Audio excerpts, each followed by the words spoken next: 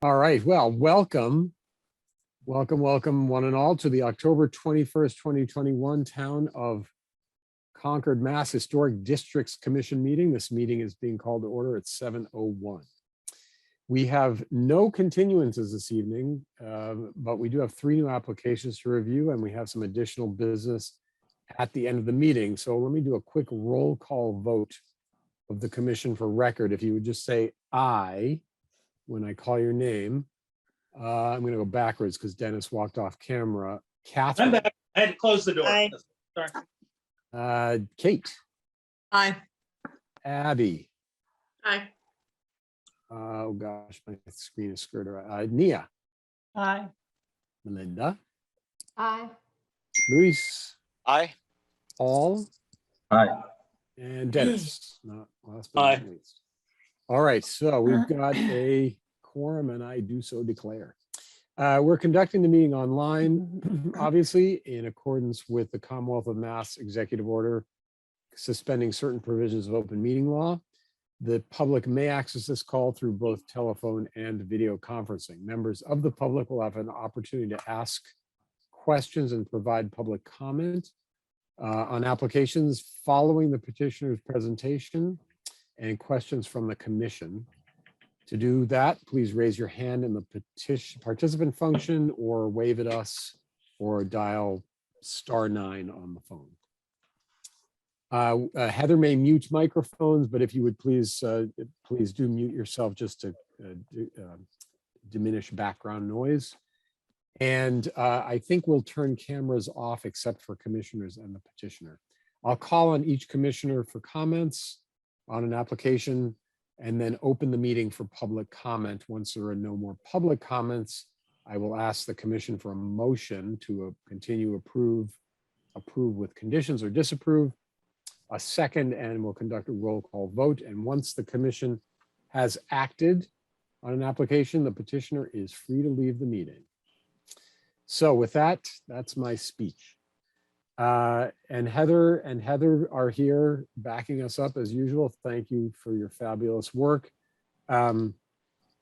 Let's just start off with both potential continuances for this evening have requested a continuance without discussion to the next meeting on November 4th. So I think what I just need is a motion from each. Can we do these together, Heather, or do we need a separate one for each one? Sure, you can do a motion together. Okay, we just need a motion to continue the applications for 51 Walden Street and 615 Lowell Road to the November 4th meeting. I move that we continue the applications of 51 Walden Street and 615 Lowell Road to the November 4th meeting of the Historic Districts Commission. Nia Second. seconded, and let me just go around just aye or no. Dennis. Aye. Paul. Aye. Thank you, Luis. Aye. Melinda. Aye. Nia. Aye. Abby.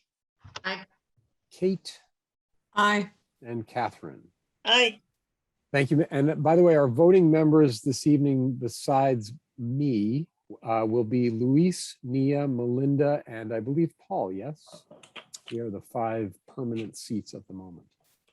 All right, thank you all. So on to new public hearings. Just one thing Yes, to go note. ahead, Heather. The new public hearing, the first one is scheduled to start at 7:15, and that's what it was advertised for.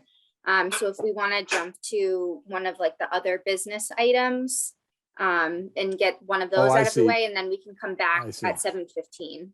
Okay, Victor, are you the only presenter, by the way, Victor? As far as I know, no one Okay. else from First Okay. Parish will be joining us. But Okay, well, we just have to. if you want to give them a chance, you're welcome to do that. Well, also we just have to wait in case some folks from the public wanted to show up at 7:15. So as advertised. So if you don't mind just waiting 10 more minutes. No problem. Okay, great. All right, well, well, actually, why don't we go to the next one? There's another continuance. This is 201 Lexington Road. That applicant has also requested a continuance to the November 4th meeting. So why don't we take care of that little piece if someone would move that for me. I move that we approve that we continue the application for 201 Lexington Road to our next meeting on November 4th without discussion. Second. All right. And can I, Heather, would you just indulge me? Can we just like raise our hands since we're all on camera and this is being recorded rather than go around and have everybody say aye? Would that be okay with you? So how about this? All in favor of that motion, just raise your hand and say aye. Aye. Aye. It looks unanimous and it is. Thank you all. That saves, 20 seconds. All right, we've got another 8 minutes, so I think Heather's right. Why don't we skip over and go to other business? Do you want to do them in order? Heather, 32 Main Street first? Sure, if someone's here for 32 Main Street, we can do That that. I don't know. I don't even know if someone was planning on attending for that. It's a temporary sign. I don't know what the, Maybe we'll put it off and see if someone shows up for it. Otherwise, I'll present it. never mind. We have 462 Lexington Road. That is certificate amendment. Is that a complicated one or? Certificate amendment. This is a height of the barn issue, correct? So this is the former. Yes. um, Yes, so the this is Hawthorne the Inn. former inn building. Mhm. When I was reviewing the plans submitted to the building department, I noted there was a height discrepancy from the improved plans to the plans submitted to the building department. And when I contacted the applicant, they stated that it was, the height hasn't changed from what was planned, but it was wrongly labeled on the HDC plans. And I believe Michael is here representing that application amendment. Okay, could you put that drawing up, please, Heather? The Yeah. with the little clouded dimension there. And Michael, are you on camera there? There you are. Yeah, I don't know if I'm on camera. Can you guys hear me? I can hear you. Yes. Oh, great. Welcome. Yeah, thanks for looking back at this. I apologize. This was purely a clerical error on my part. The drawing that you see on screen was what we presented. I think we went through 2 iterations with you guys on this detached garage at Mhm. 462 Lexington. I had inadvertently labeled on the top left image the height of the side gable at 23 foot 6 inches. Mhm. When in actuality, the front gable is the dominant gable and the taller of the structure by 10 inches. So on this new amended drawing that has a red cloud around it, I've added the actual overall height of 24 foot 4 inches, which is on the front gable. I apologize for the confusion. The design has not changed. The plans that have been submitted are exactly as drawn here. It was purely just a mistake on my part. So That is a very honest mistake, and I thank you for pointing it out. I have absolutely no objections. I don't know if anyone else has anything to say about this other than thank you for pointing it out. well, you Any guys pointed it questions? out. So thank you. Well, Heather, thank you. Thank you for catching it, Heather. Go Heather. Any particular objections? I'm just looking around the room. If you would wave at me and see if you have anything to say. I don't see anybody having anything to say about this. Thank you for both of you for catching that error and for admitting to it and correcting it. So I just need a motion to, I think, just to amend that certificate as shown. I move that we approve the amendment to the certificate for 462 Lexington Road to not change, but note the gable height of the front of the garage. Second. Second, and I'm going to do a hand vote again. All in favor, just raise your hand and or say aye. Aye. I see a unanimous vote. All right, Michael, thank you. And Heather, thanks for catching that. And I think we're good to go. Thanks, guys. Have a good night. You bet, you too. All right, we're not at 7:15 yet. All right, one more. How about 129 Main Street? What's going on there? I believe Jeff Adams is here. Are you here, Jeff? I am, thank you.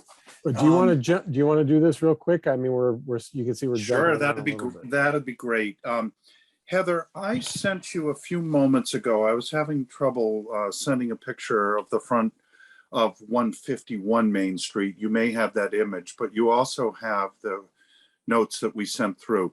Some of you may recall that on the front right-hand corner of 151 Main Street, there was a large ash tree that, as part of the original application, was half on the neighbor's property and half on 151 Main Street. It was dying and had to be taken down. You approved that a while ago. As many of you may have seen driving by the library, the plantings in place right now, and our architect, Kim Ahern, our landscape architect, has suggested that it would be balanced to add a sugar maple tree on the front right corner of the property. So what you're seeing right now is Main Street on the vertical part, on the right-hand vertical edge of this. Oh, great, that's spun around. So Heather, you've got your cursor going so you can point out the accessible parking spaces in the front and the building at 151 Main Street and the new entrance on Main Street.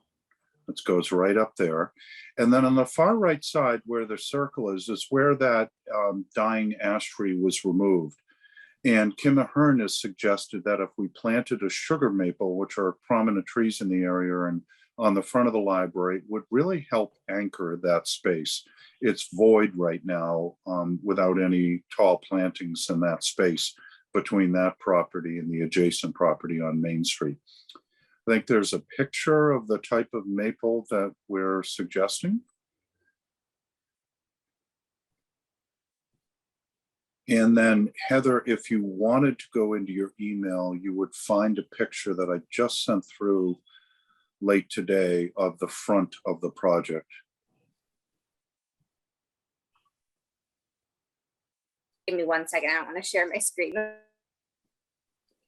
Baby pictures again?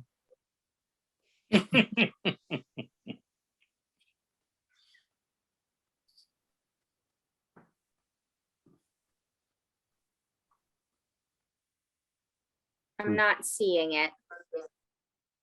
Okay, well, on the front right-hand corner, right now, there are some low bushes. Everything's been planted as the HDC approved some time ago. So this is an additional planting, an additional tree that Kim feels strongly would really be helpful and appropriate. And it's similar to the species of tree that are on the front triangle area of 129 Main Street, where the tables and chairs are that people sit under. All right. Well, I think I'm gonna pick on Nia first because she's our resident landscape opinionator. I Nia, what do you think? absolutely love it. Home run. Get it in there as soon as you can. Thank you. It is October 21st. All right, let me just go around real quick, see if other folks have anything to say. Dennis, any comment? I agree 100% with Nia. Okay, thank you, Paul. No comments, nothing to add. Okay, thank you, Luis. Nothing to add. Thank you, Melinda. I think it's great. Thank you, Abby. Given that the space was empty and we approved the removal of the tree and we didn't condition the approval on anything being there, I think they can choose to plant whatever they'd like there. You know, the landscape plan is approved as kind of the minimum that we require, but if they want to add additional plantings, I actually don't think I they agree. need our approval. I agree. So I like it, Jeff, and I think it's wonderful, but I'm not sure actually you need our approval to add additional plant material. What do Okay, you well, say, we Heather? want to check, but But thank I you. appreciate the thoroughness of the applicant coming before us. Heather, is that so? Can we? I figured for transparency that they're amending the landscaping plan. Yeah, and we can't really have enough votes on this library project. project, really. One more, kind of round 3 dozen. Well, all right, let me just see. Kate, did you have any thoughts? No, I agree with Nia, but also, Abby as well, because I was thinking, I don't know if anything necessarily has to be there, but, again, I appreciate the application. Okay, and Catherine, thank you, Kate. The more trees, the better in this case, so I'm very content. I am glad to hear that, and I'm good with it too. So do we need to do public comment, Heather? This is other business, or is that no? Okay, so could I please get a motion then to amend this certificate? I move that we approve an amendment to the certificate for 129 Main Street to add a sugar maple in the far right-hand corner adjacent to Main Street. Second. As submitted. Right, Yeah. and let's do just a hand vote again, since this is under other business. All in favor of this certificate amendment as moved, just raise your hand and or say aye. Luis, I don't. Aye. Aye. Okay, and I think that's unanimous. Jeff, thank you Hey, for thanks, bringing this everyone. up, and Heather, Hope to thanks for show you the following new up. space soon. Thank It you. looks Yes, great. all right, thank you all. Take care. Yep, bye. All right, I think we've officially passed 7:15, so we can stop tormenting Victor. So let's go back to our regular meeting. I'm fascinated by all of this. Right. This is all new and exciting to me. Well, Victor, one thing is all of this stuff that Heather's recording, this goes into the public record, and this is now forever part of the history of the town of Concord. So So tread carefully. Yeah. Tread carefully. This is all recorded. Well, welcome. So our first new public hearing, as I mentioned, is 20 Lexington Road. This is the American Mile District First Parish in Concord, and this is an application to do a sign. And Victor, would you mind walking us through the application? All right. The First Parish in Concord was approached by a Julien Ichet. Julien Ichet is a Frenchman who lives in the United States. He is or was an employee of the French consulate. He is a great fan of the Marquis de Lafayette. Marquis de Lafayette, great hero of the American Revolution, returned to the United States in 1824 and 1825 and made kind of a grand tour, making many, many stops all over what was then the United States, including one in Concord. And Julien has founded this nonprofit whose mission is to place a marker at each of the sites that Lafayette visited. And he reached out to the First Parish in Concord to place a marker on our front lawn, because that is the place where Lafayette gave his presentation, and the town held a gala reception for him in 1824.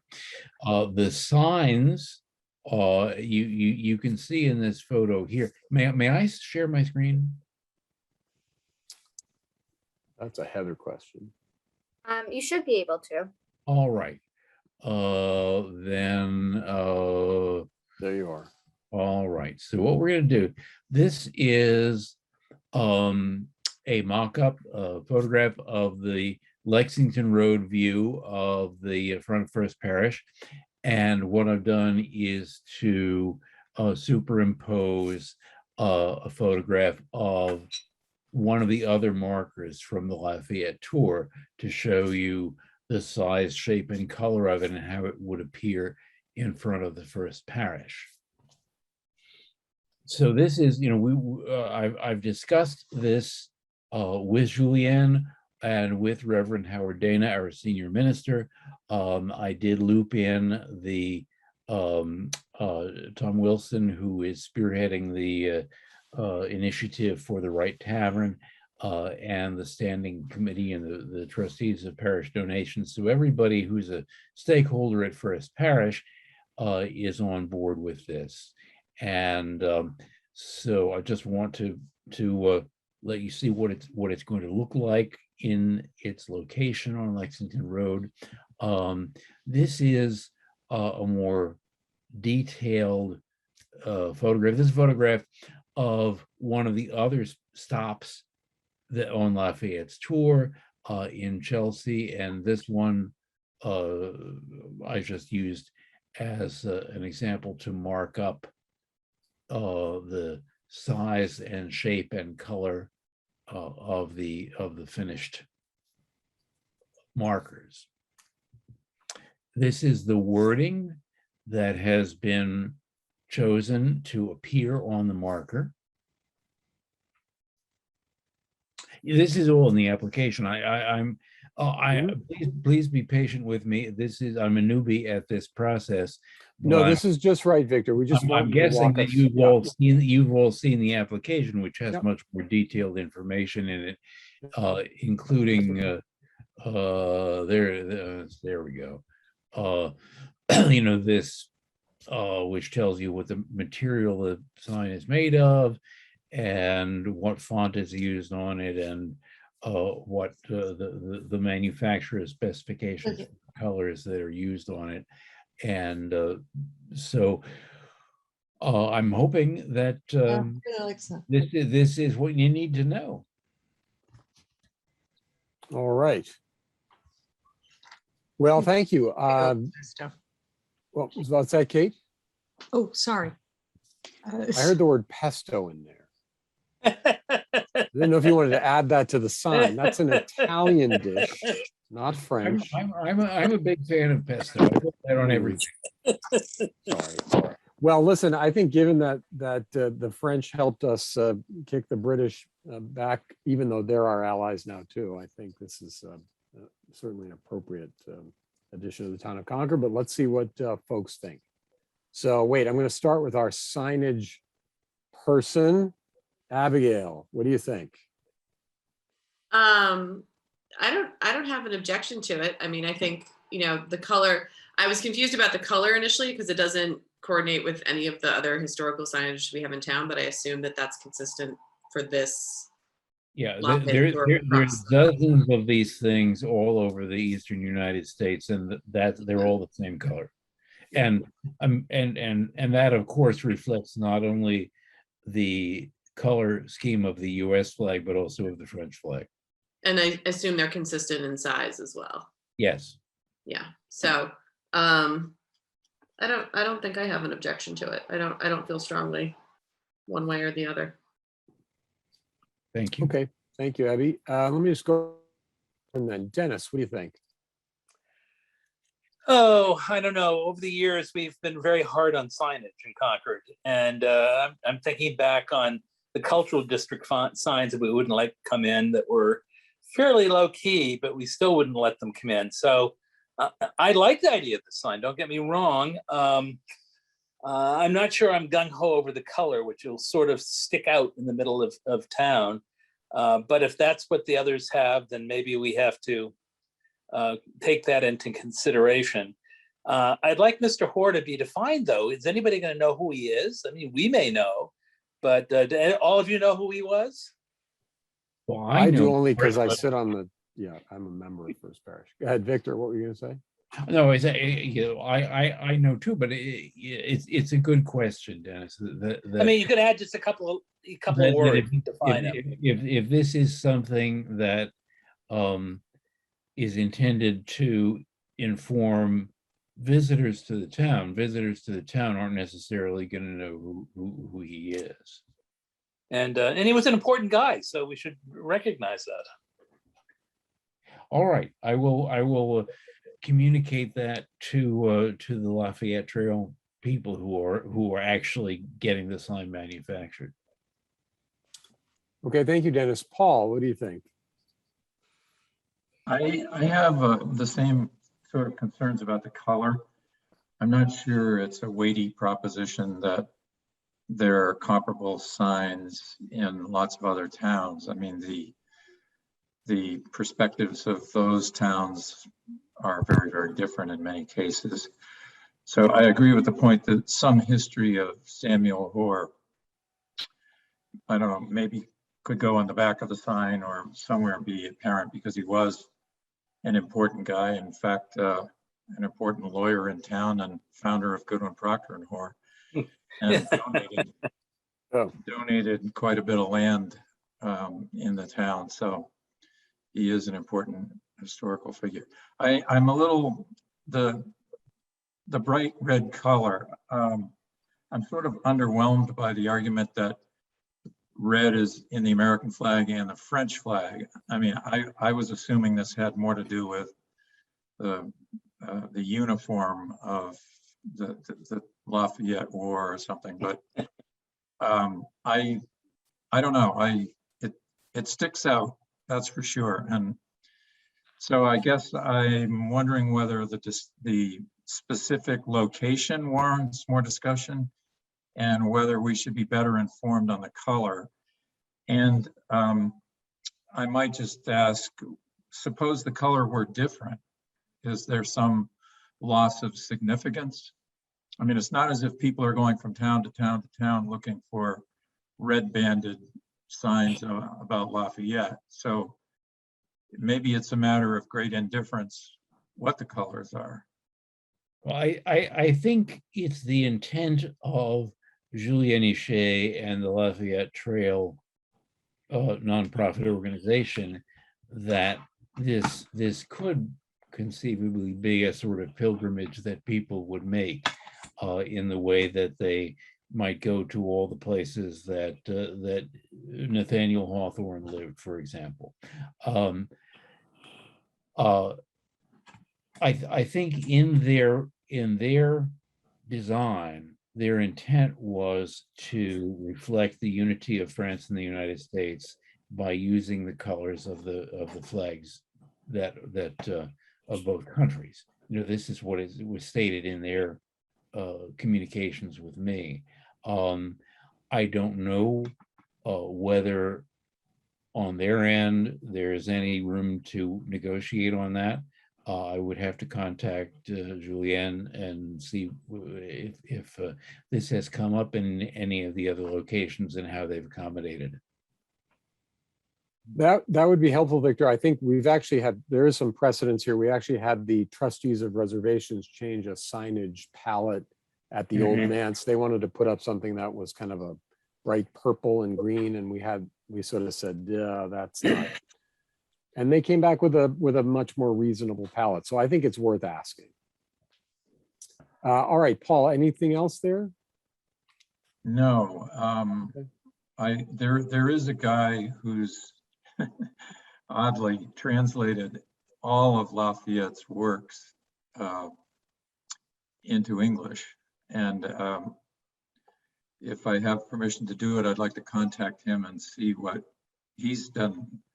So many studies on Lafayette that he's made a career of it. So I'd be interested in his take on the importance of this type of sign and the colors. I mean, maybe they're integral to the history of Lafayette and they are stepping stones around the country because his tour of the United States is certainly famous. So I don't want to do violence to that tradition, but I'd like to know a little more. Okay. May I interrupt, Victor? Is there a time deadline on this? Does it have to be in the ground but this fall or no? The intention of First Parish and of the Lafayette Trail organization is to get it in place as soon as possible. But there isn't a specific event that this is connected with. The anniversary is in September, so it's passed for this year. Certainly Reverend Dana would like to have some sort of formal ceremony dedicating the sign when it's placed. It does, the design of it is such that the pole sticks 3 feet in the ground. So ideally we would be able to move forward on this before the ground freezes, although based on today's weather, the ground might never freeze. You know, I think we want to make sure we do it right before we do it. So This is, I'm just the messenger. This is not up to me to decide, but I will communicate the concerns Okay. about the color and about the information about Samuel Hoare to all of the stakeholders that are involved. Okay, hang on just a second. Let's hear from the rest of the commissioners first, if I may. Luis, what do you think? No, I think that in Concord, we really don't have any precedent in terms of that we have to follow a national guideline or any particular guideline. And the only problem that I have with this is that I do agree that with other my commissioners that this particular color is not suitable for the site that the design is intended to. Nor I believe that this red color has any substantial allegory towards France and Lafayette as a French citizen. So I believe that this color, as it stands right now, is expendable from the perspective of keeping the historic content of the sign, which I wholeheartedly agree with. So I believe that we should have other options of color. That the color should be different, because I don't believe that it adds any real content to the sign itself. Certainly, a biography of Hoare would be very helpful, perhaps in the back of the sign and so forth, so people can put the whole history in context, which is what this sign is trying to do, and what this sign would accomplish if it becomes part of a national pilgrimage to see all the places where Lafayette stood. Okay, very thank you, much. Luis. Melinda, what do you think? If we have options, I think that would be great. I will say, though, that if it stays red, it's going to be seen by a whole lot more people. It just pops out. And I think it's sort of nice that, most people in the town, myself certainly included, never knew that Lafayette breezed through here. And so I like the idea of the sign on in our historic town. But if you can find a color that's allowable by the people donating, I think that's okay. May I share my screen once more? Sure. Yeah, I'm going to keep going, Victor. Is that all right to just keep going with comment, or did you have a comment here? That's fine. What I wanted to do was to get the sign back up on the screen, just as a reminder that the predominant color is blue, not red. That red is just the frame around the blue. Okay, thank you. Thank you, Melinda. Nia, what do you think? There we go. I'm not going to make any comments on Lafayette or anybody else in that regard. But in terms of the sign, I think Dennis alluded to this early on. In town, we have tended to see historical sign be quiet, understated. We have encouraged the use of natural materials, wooden signs, or materials that mimic wood. So I personally am not in favor of this aluminum pole. The colors, I think, are too strong. Peter already mentioned, beat me to it on the trustees sign, that the trustees sign all over everywhere are much more brilliant colors, and they toned it down for the old manse as we requested.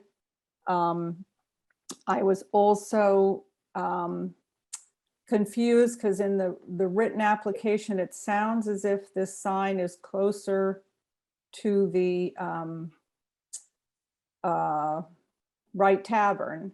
And in the picture, it's right in the middle of the green there. Now, this is a really prominent spot. I mean, obviously, I know you want it to get attention, but I think it's really going to stick out. And I think the aluminum, the bright red, I think it's over the top. I think it needs to be toned down. I have no problem with having a sign saying this, but I think it's too much. Thank you. I once again apologize for being a virgin here. I've never filled out one of these applications before, and it took a long time because I'm just a volunteer parishioner. I'm not a decision maker at First Parish.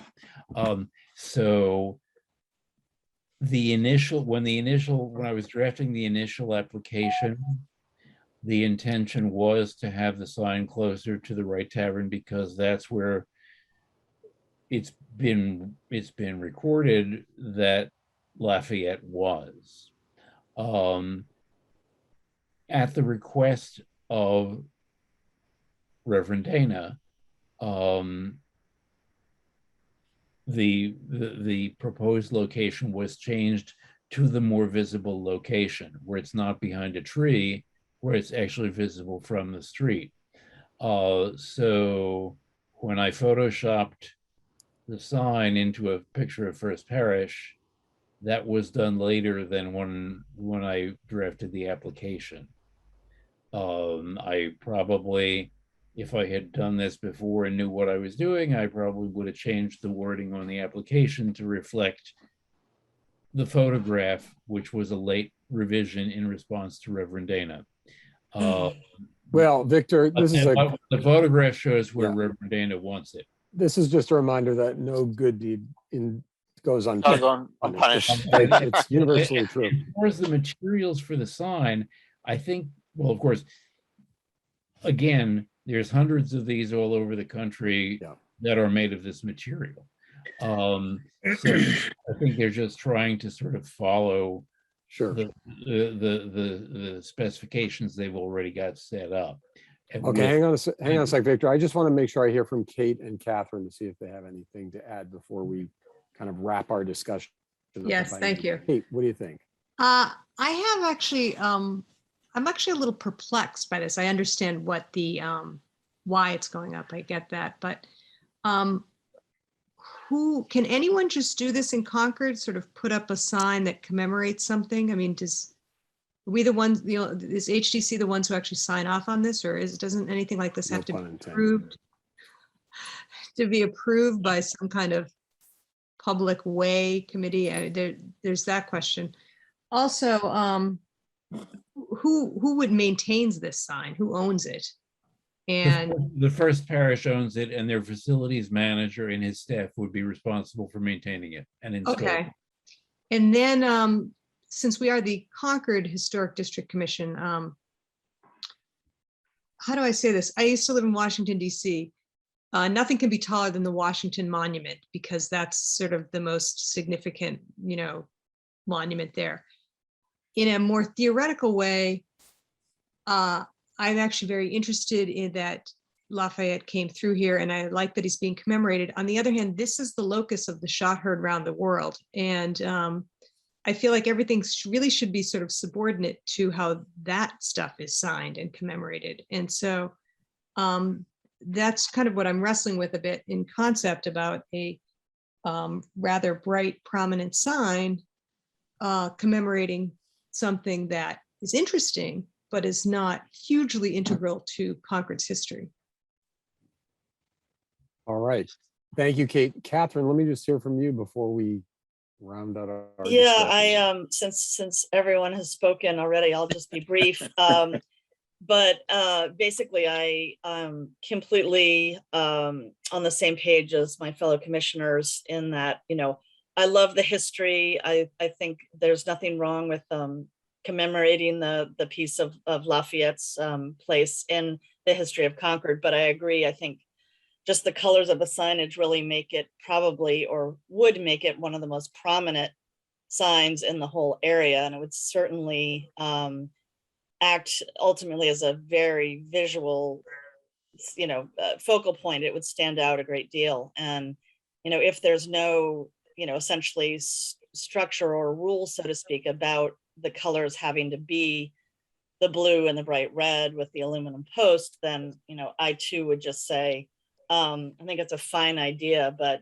a much more subtle palette would be appreciated. All right, so what I'm going to do is, I think I hear I think I've heard from everyone, correct? Oh, Abby, you have Abby's another got something. comment. Go ahead.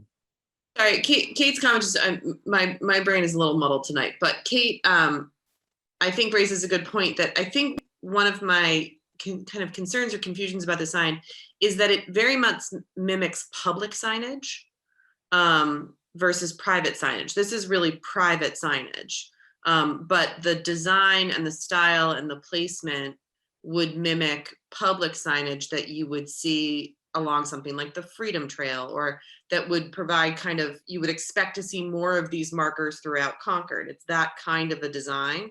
And I think that's it.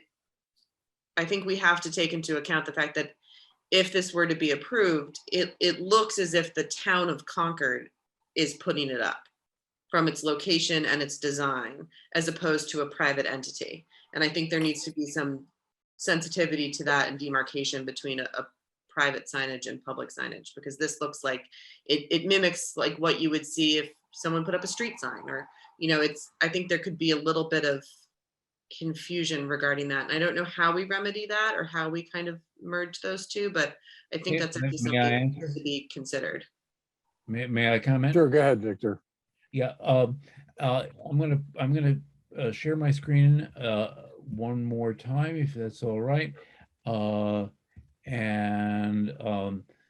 That is, if you see at the bottom where it says William C. Pomeroy Foundation, that's going to be on the sign. So there is an entity which is claiming authorship of the sign and making it clear that it's not the National Park Service or the town of Concord or the state of Massachusetts, that it is this entity that is putting the sign up.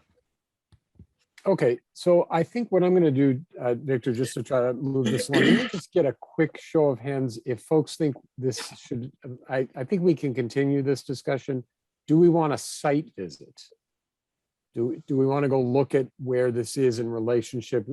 I mean, Victor mentioned it actually, the actual location is actually further inboard the church boundaries. That might be interesting to just, you know, talk about on site. Would that be of interest to people? Or not? I guess a show of hands from my commissioners. I mean, I think we all know that area well, but I do think it would be helpful spatially, you know, being on the site, or maybe seeing, like, in fact, maybe it should go farther back on your property or something. There's just something about this that blurs the lines too much. I do have and can share with you a mock-up that I made. Well, that's okay, Victor. I think that shows the earlier rejected location.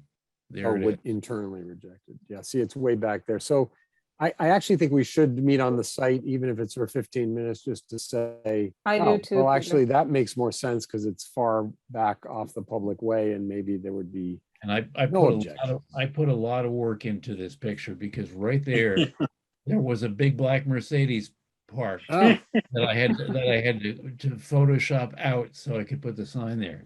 Well, maybe some of the architects on screen will hire you. Well done. Convincing. Well all right, done.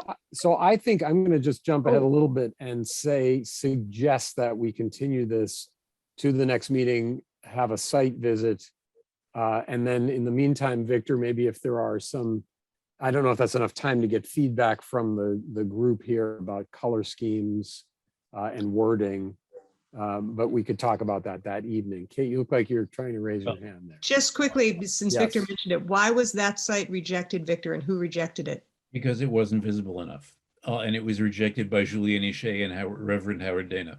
Okay. All right. Well, now they've heard from the Historic Districts Commission, so there. Visible. I do have another question, just in the interest of having everyone here, as well as the people that I represent, use their time efficiently.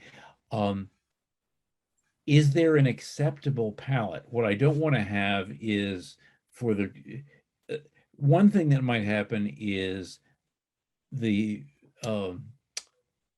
Lafayette Trail organization might just say, we make red, white, and blue signs. If you want a free sign, it's going to be red, white, and blue. If you don't want red, white, and blue, you don't get a sign. That might be their answer. Okay. But Well, if maybe it's a different location, like that. Right, I was gonna say, sign, then that that's is good clearly to part know. of First Parish. I heard many more objections to the color than to the location from in this meeting tonight. Did I read that wrong? No, not for I- me.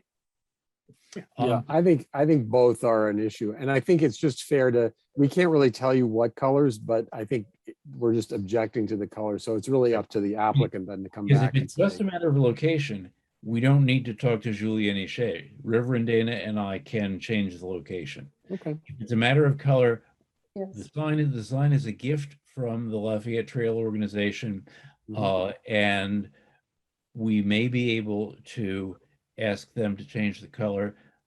But if they refuse, then we just don't get the gift, and that's the end of it. If they are willing to negotiate about color, what I don't want to do is to have them submit a new design, a new color, and have that rejected, and then next month submit another new one, and next month submit another one. Is there an acceptable color palette so that we can sort of give them some direction and saying, okay, we want this, but only if it's black and white, so it matches the Jethro's tree marker and the Mill Dam marker, or only if it's, you know, blue and white or green and white or whatever. I don't think so. We can't really tell you what colors to make it. I think all we can do is give you the feedback that the color palette as shown is too, help me out with the right word here, commissioners. Intense. Intense. And then Bold. if their response is, well, tough luck, then I guess we know. But if they say, well, you know, give us some idea, like, I mean, it's colors. So theoretically, this isn't the first time they've heard this feedback, but if it is, it's just too intense for that location. That's probably the best we can do. And then I think Victor, working offline, I think even with Heather or other people at First Parish to just brainstorm some ideas for suggestions might work in the interim. That's fine. We do need to take public comment as well. Okay. I'll do that in just a sec, but I think I'd like to suggest a site visit. So I'm going to suggest we continue this to the next hearing on November 4th. So I think, have we heard from all commissioners? Does anybody else have Paul? Yes. I just want to say that I didn't comment on the location because I didn't realize it wasn't historically accurate. So I do have a problem with the location, just having it plopped next to the street because it's visible. That seems to me to be a lot less credible than having it be historically accurate. So just so the applicant knows, I personally have a problem with both the starkness of the color and the location, the proposed location. Okay, thank you, Paul. All right, I think any other commissioners, I'm just looking around to see if anybody else is raising their hand. I think if not, let's go to public comment. Is there public comment on the application here at 20 Lexington Road? I see Tom Kearns has raised his hand. Hi, Tom. Hi, Peter. Thank you so much. Tom Sure, Kearns, what do you think? 544 Cambridge Turnpike. I'm not a historian, but over the last several years, I've had the fortunate opportunity to spend time with First Parish and the Wright Tavern.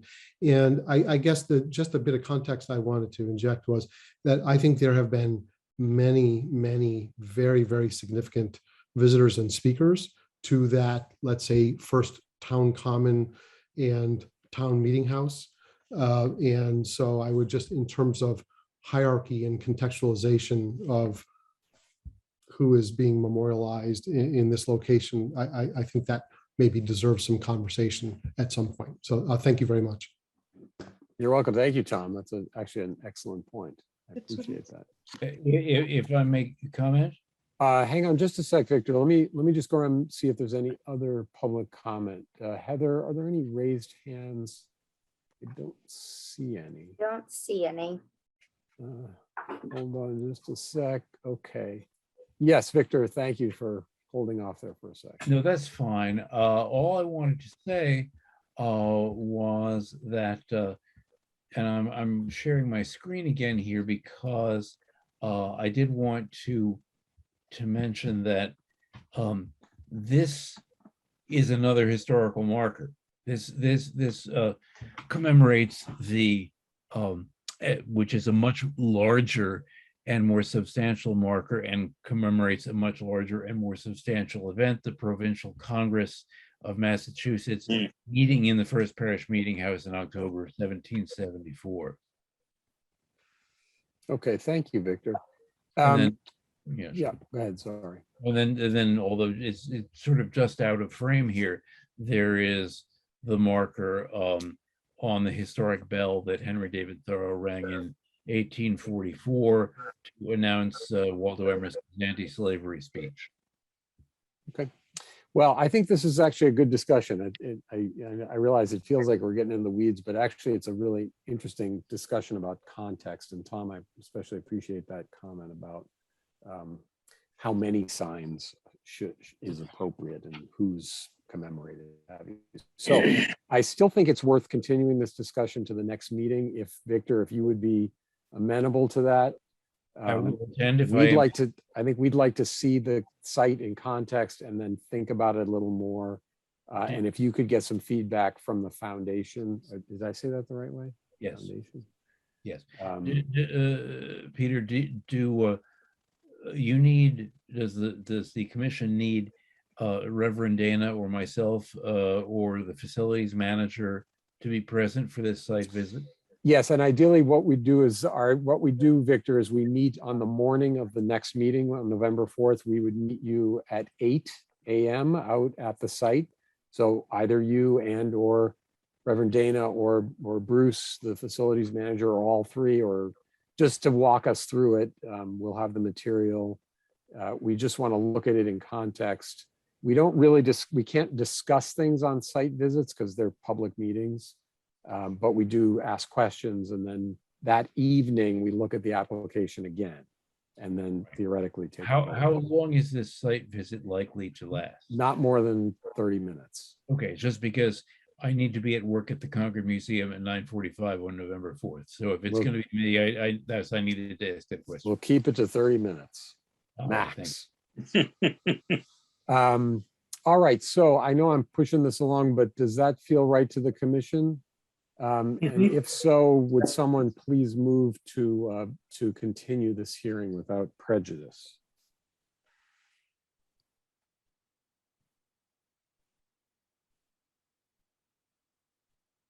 I move that we continue the application for 20 Lexington Road to our next meeting on November 4th with a site visit scheduled at 8 a.m. that morning. Second. All right, thank you. There is a motion on the floor, and can we do a hand vote again, Heather, or is that going to get inappropriate? I think we should do a roll call. All right, I'll do a roll call. So aye or no. Dennis? Aye. Paul? Aye. Luis? Aye. Melinda? Aye. Mia? Aye. Abigail? Aye. Kate? Aye. Catherine? Aye. And I'm an aye as well. But we're all here, I just realized. Oh, Pretty neat. All right, so Victor, the meeting, so the application has been continued. Again, because this is my first time doing this, I'm grateful for your patience. Before I bid you good evening, should I communicate to Reverend Dana and Julianne Shea using my own notes, or should I wait to receive notes from the commission? Oh, no, I would go ahead and communicate to them what you've heard, because there isn't that much time between now and the next meeting. So they should hear sort of what we're thinking, their objections both to the color scheme and the location. We'd like to talk about it on site and hear and think that the commission didn't just sort of immediately say, oh, great, approved. It was controversial. I think that's okay to communicate to them. You know, that's fine. And those are all things that I have in my notes, but I wasn't sure if you wanted me to wait to get your exact wording and now, you know, because No, I think that's okay. I've got lots of notes here. Okay. All right. Thank you all very much. And Sure. I'll look forward to seeing you on November 4th. And any questions, please communicate to Heather and she can figure out if we need to talk about it in the interim, but she's very good at being an information clearinghouse. All right. All right. Thank you, Victor. Good evening to all of you. We'll see you in a couple of weeks. Okay. All right, folks. Thank you. I think we're going to have a signage subcommission, Abigail, when you're feeling up to it. All right. So moving right along, we're a little bit behind, but our next public hearing is at 340 Main Street. This is in the Main Street District to repair existing concrete entry stoop and cladding with bluestone pavers and a granite block veneer. And I think DSK is here. Tom, are you presenting or Andy? Peter, you may just want to make a quick note that 201 was continued, just in case any abutters showed up after. Okay, yes, sorry about that. We did earlier in the meeting, the applicant at 201 Lexington Road asked for a continuance to the next meeting on November 4th. So we continued that without prejudice, and I apologize for not pointing that out before. So we will not be talking about that application this evening. Thank you, Heather, for pointing that out. And Tom, sorry to interrupt you there. Welcome back. Oh, thank you very much. I think Justin Mello will do our presentation. Justin, I didn't see you there. Hi. Hello. Good evening, everyone. All right. You want to just tell us what's going on here? Sure. So the existing front entry to 340 Main Street, as mentioned in the application, is a concrete. It appears to be concrete foundation walls, concrete slab that was maybe kind of coated in a parge coat. There's cracking damage. It's separating from the building. It appears that at some point, a previous owner added solid granite block steps approaching it from both the sides, the left and the right in this image. So the current owners, the Andersons, would like to repair and replace that entry stoop and give it a little bit of a facelift and an upgrade there in appearance. So as we discussed with them on site, the existing foundation is actually an interesting mix of fieldstone, rubble, brick, and granite. And on the front, the kind of core, historic core of the house here on the front, you can just see under that window on the right that there is a lot of places where they used large blocks of granite as the sort of exposed face of the foundation. So our intent is to, once we've done the repairs, as mentioned, use patio pavers, use bluestone for the patio surface, and then use granite block veneer on the vertical faces of the stoop to sort of indicate, that this front entry stoop would have been kind of hand built from smaller blocks than what they would have used for the main part of the house. And I have included some samples, cut sheets for the intended kind of direction on some of that granite material that we proposed. And being a resident of Quincy, Massachusetts, myself, the city of granite, I've been watching around in the historic areas here for different houses, and it's interesting to see how the different foundations are handled. And there are a lot of precedents in my neighborhoods for larger blocks of granite used on the foundations of the main building, with then smaller kind of some of these sort of more smaller block type things on entry stoops and porches and things like that. So the period here, Quincy granite began in 1825, I believe. And so the period of the house fits kind of the timeline where some of this kind of granite work would have made sense. So our intent is to kind of have a mock-up done on site, review to make sure we're getting color consistency and with the rest of the building and things like that for the granite. Okay. I think I understand. Heather, can you put up that sketch, the SK1, the plan detail? There we go. So the intent here is to create a border pattern with the bluestone with an infill in the middle, just kind of organizing the patterning there. So it's not a random, a little more intentional border. Okay. With a I field. think I understand. So why don't I go around and see what commissioners think? Dennis, let me start with you, if I might. I just have to go off camera for a second. I think this is fine. It's straightforward. I don't have any problem with this at all.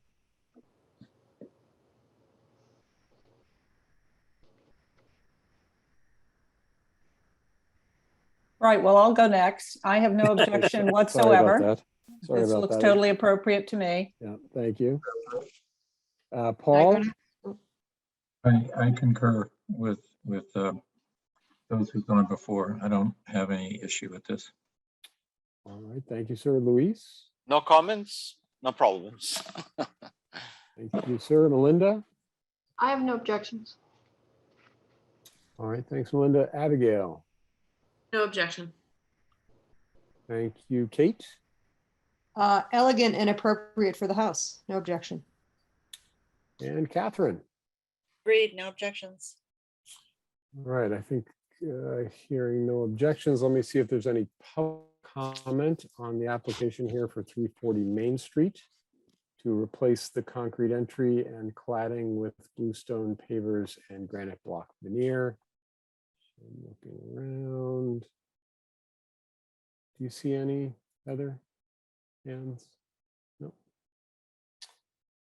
Okay, why don't we take a motion from the commission then? Hey, Beaky, did you take Winnie back out? Oh, Kate, you're talking into your So microphone there. I'm I going to move. exclude, Winnie from a motion, but I move that we approve the certificate of appropriateness for 340 Main Street to repair existing concrete entry stoop and cladding with bluestone, et cetera, as presented. Second. All right, thank you. And let's go around for a vote, aye or nay. Dennis? Aye. Paul? Aye. Luis? Aye. Melinda? Aye. Mia? Aye. Abigail? Aye. Kate? Winnie and I both say yes. Terrific. Catherine? Aye. All right, and I'm an aye as well. So that is a unanimous approval. Thank you, Justin, and you're good to go. Thank you so much. Have a good evening. All right, and our last public hearing is 71 Lowell Road. This is in the Main Street District, the military group, and this is a, what's that? Is there a, I'm getting some feedback there, sorry.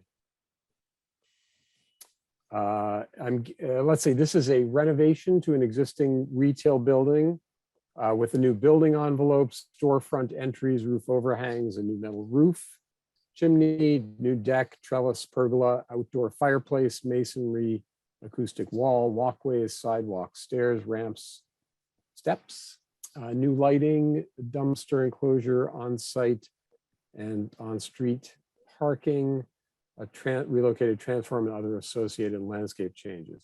And Tom, I see you're here from DSK. I think are you presenting tonight? Yes, sir. I think I'm going to just jump ahead and point out we are going to obviously want to do a site visit here. And I'm guessing it will be on the 4th at 8:30. Is that amenable to the applicant, Tom? Yes, excellent. Okay. All right. Well, I think I've looked at the material, but I'd love to have you walk us through it if you would. So Peter, welcome. thanks. Yeah, Peter, thank you so much. My name is Tom Kearns. I'm the president of DSK Architects and Planners. I'm also a resident of 544 Cambridge Turnpike. I'm joined by several of my colleagues here. I encourage everybody to join. These sessions are always very educational. So I will provide a brief overview of the project, and then I'll turn to Andy and Dylan to provide more in depth, and we can all respond to any questions that the commission may have. Well, we are representing Jim White and Elizabeth Akerstmore, the owners of the Millbrook Terry block and owners of this particular project. So with that, if we could maybe share screen. Is that, Heather, do you have the power? Yeah, you guys should be able to share screen if you want to, otherwise I can pull. up Okay, what we have. Andy? I'll do that. Yep. Okay, thank you so much. Mhm.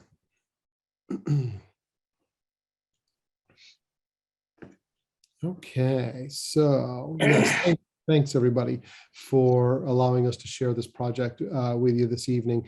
So if we go to the site plan. Thank you. So a little bit of orientation. First of all, you can see that north is generally up on the page, up and toward Concord Lumber, if you will, with Lowell Road to the right and Keyes Road to the left. Concord Market is labeled, and the project in question is 71 Lowell. That's the address. That is the existing Walgreens. All right. We worked together several years ago to get the approval for the Concord Market. And I see many members of the commission that were there at that time. So I thank you very much. We did a lot of good and hard work together and brought along both the architecture and the lighting and the building signage through a series of meetings and a series of site visits. At the last visit, and this was 2015, 2016, in that time period, the last visit where we all had a kind of walkthrough, I think there were some commission members that looked at the Walgreens site and said, well, when is that going to get done? Okay, so following that, the market was constructed in roughly 2017, 2018. They opened for business in 18, 19. Of course, last year in 20, we had a global pandemic that we're trying to make our way through. But I think the market found its footing as a retail enterprise, and they, I would say, our owners felt healthy enough to be strategic and to make this next move.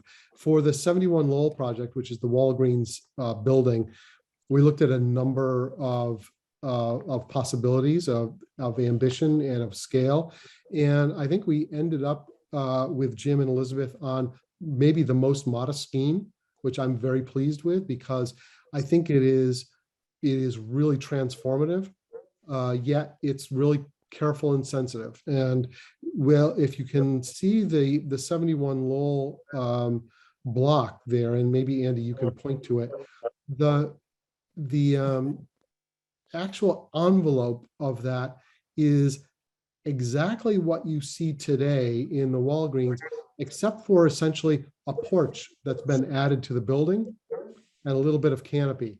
We have not added square footage to the program, and just to let you know, we've actually reduced it because some of the second floor space no longer exists in the area that Andy's pointing to now. So we've actually reduced the square footage, and we really have increased the footprint very little. In fact, no actual architectural heated and conditioned space, only outdoor porch space.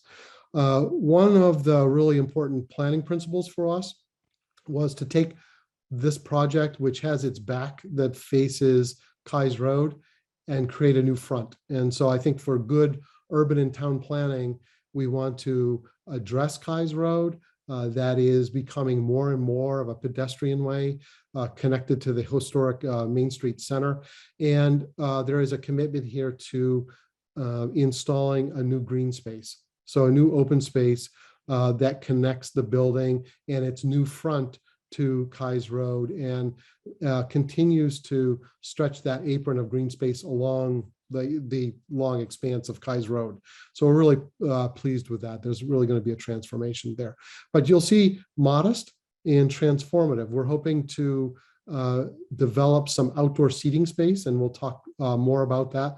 The parking strategy, we're looking at a few cars here and a few cars there. We're trying to end up with kind of a net zero condition. So that's the general site plan. It's Concord Market, 71 Lowell. The building above where Citizens Bank and Trails End is actually known as 91 Lowell. So that's is being pointed to now, not part of this project proposal, but that's basically the scope of it. The Concord Market project included much of the parking and landscape for the entire block, was all part of that project. The site work as part of the 71 Lowell project is a little bit more focused. Okay, that's general orientation. Next slide, please. So the plan is very simple, and that is we have owners that need flexibility. This is retail commercial space, and the goal here is to be able to divide it up depending upon the lease arrangements of potential tenants. The goal here is to have new glass storefronts along that northern edge facing the porch and the parking zone, and really open up that facade, which is now a concrete block, solid facade, open that up to the kind of pedestrian flow of this block. Do the same thing facing Kais Road to the west. We'd have the same thing. You can see some examples of how we might divide up the space, but the tenants have not been identified yet. The right module, the concept there is restaurant use, and it is possible that that will be the relocated Trails End. That hasn't been confirmed yet, but operationally it makes a lot of sense to bring that in close proximity to the market and the market's kitchen. It's going to consolidate a lot of things and make it much more effective.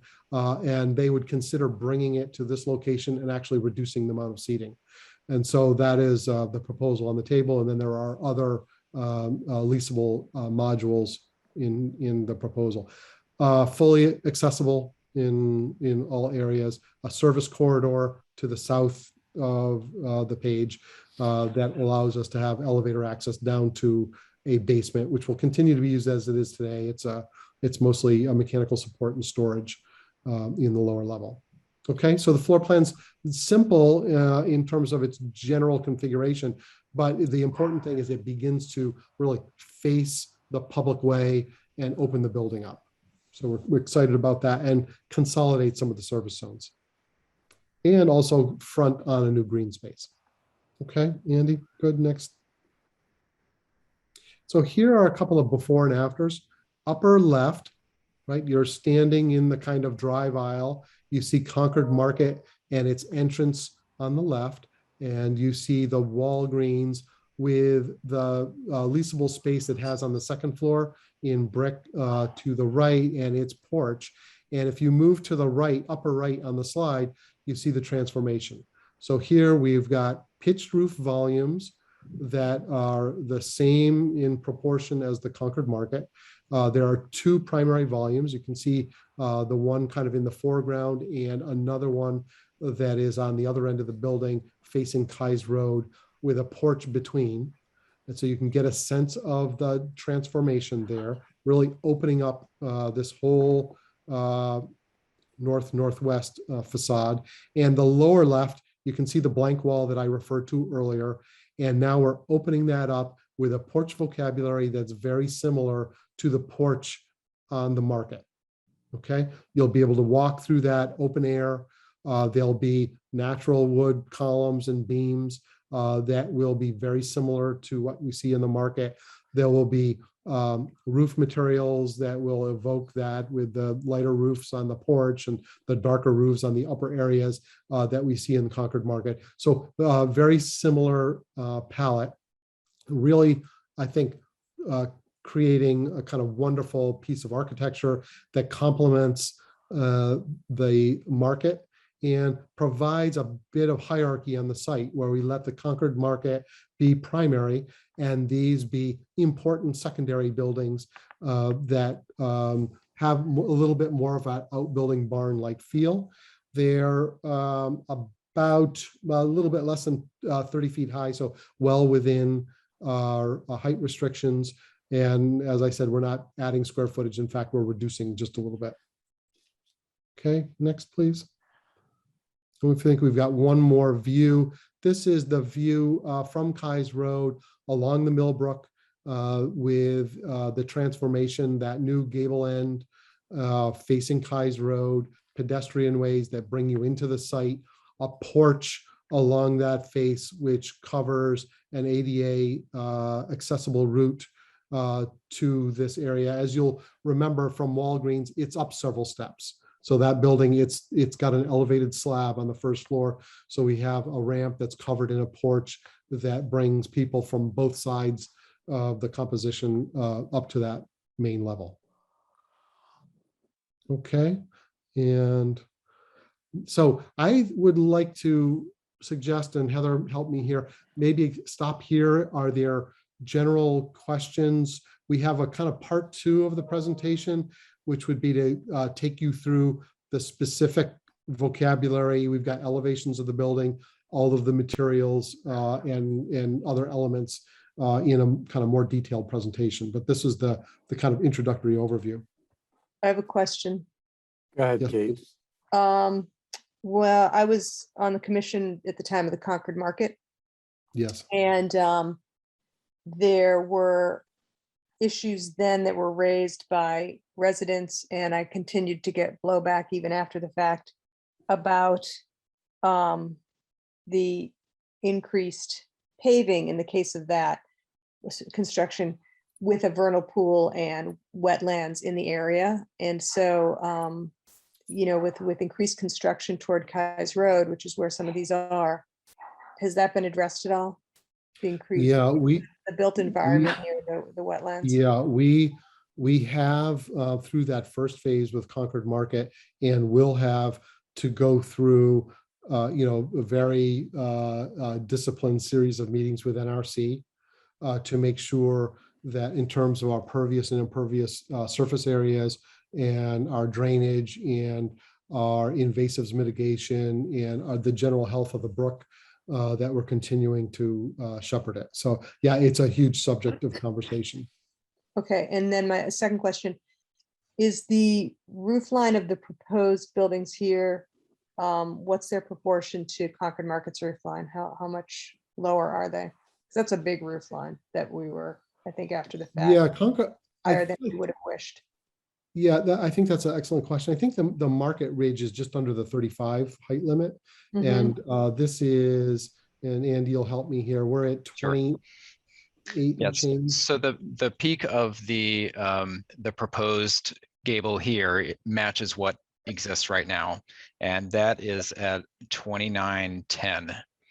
So I've got another elevation here with the elevations. So this, I believe this one came in, yeah, 2910 there. It's a little bit, a couple inches shorter over here. Mean gable height at 23.3.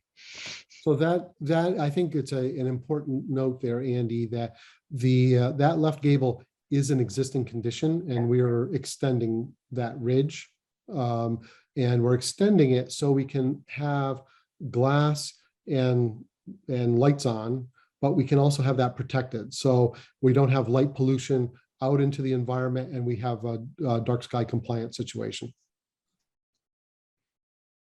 I see.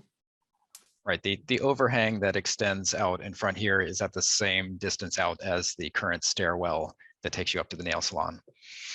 Yeah, in that 3D view, Andy, maybe you can see the depth of it a little bit more. That Sure. earlier, Yeah, I don't go know. back. There we go. Yeah, there you can see. Yeah, thank you. Mhm. And so along the middle section, we would be extending a parapet, and you can see that parapet zone.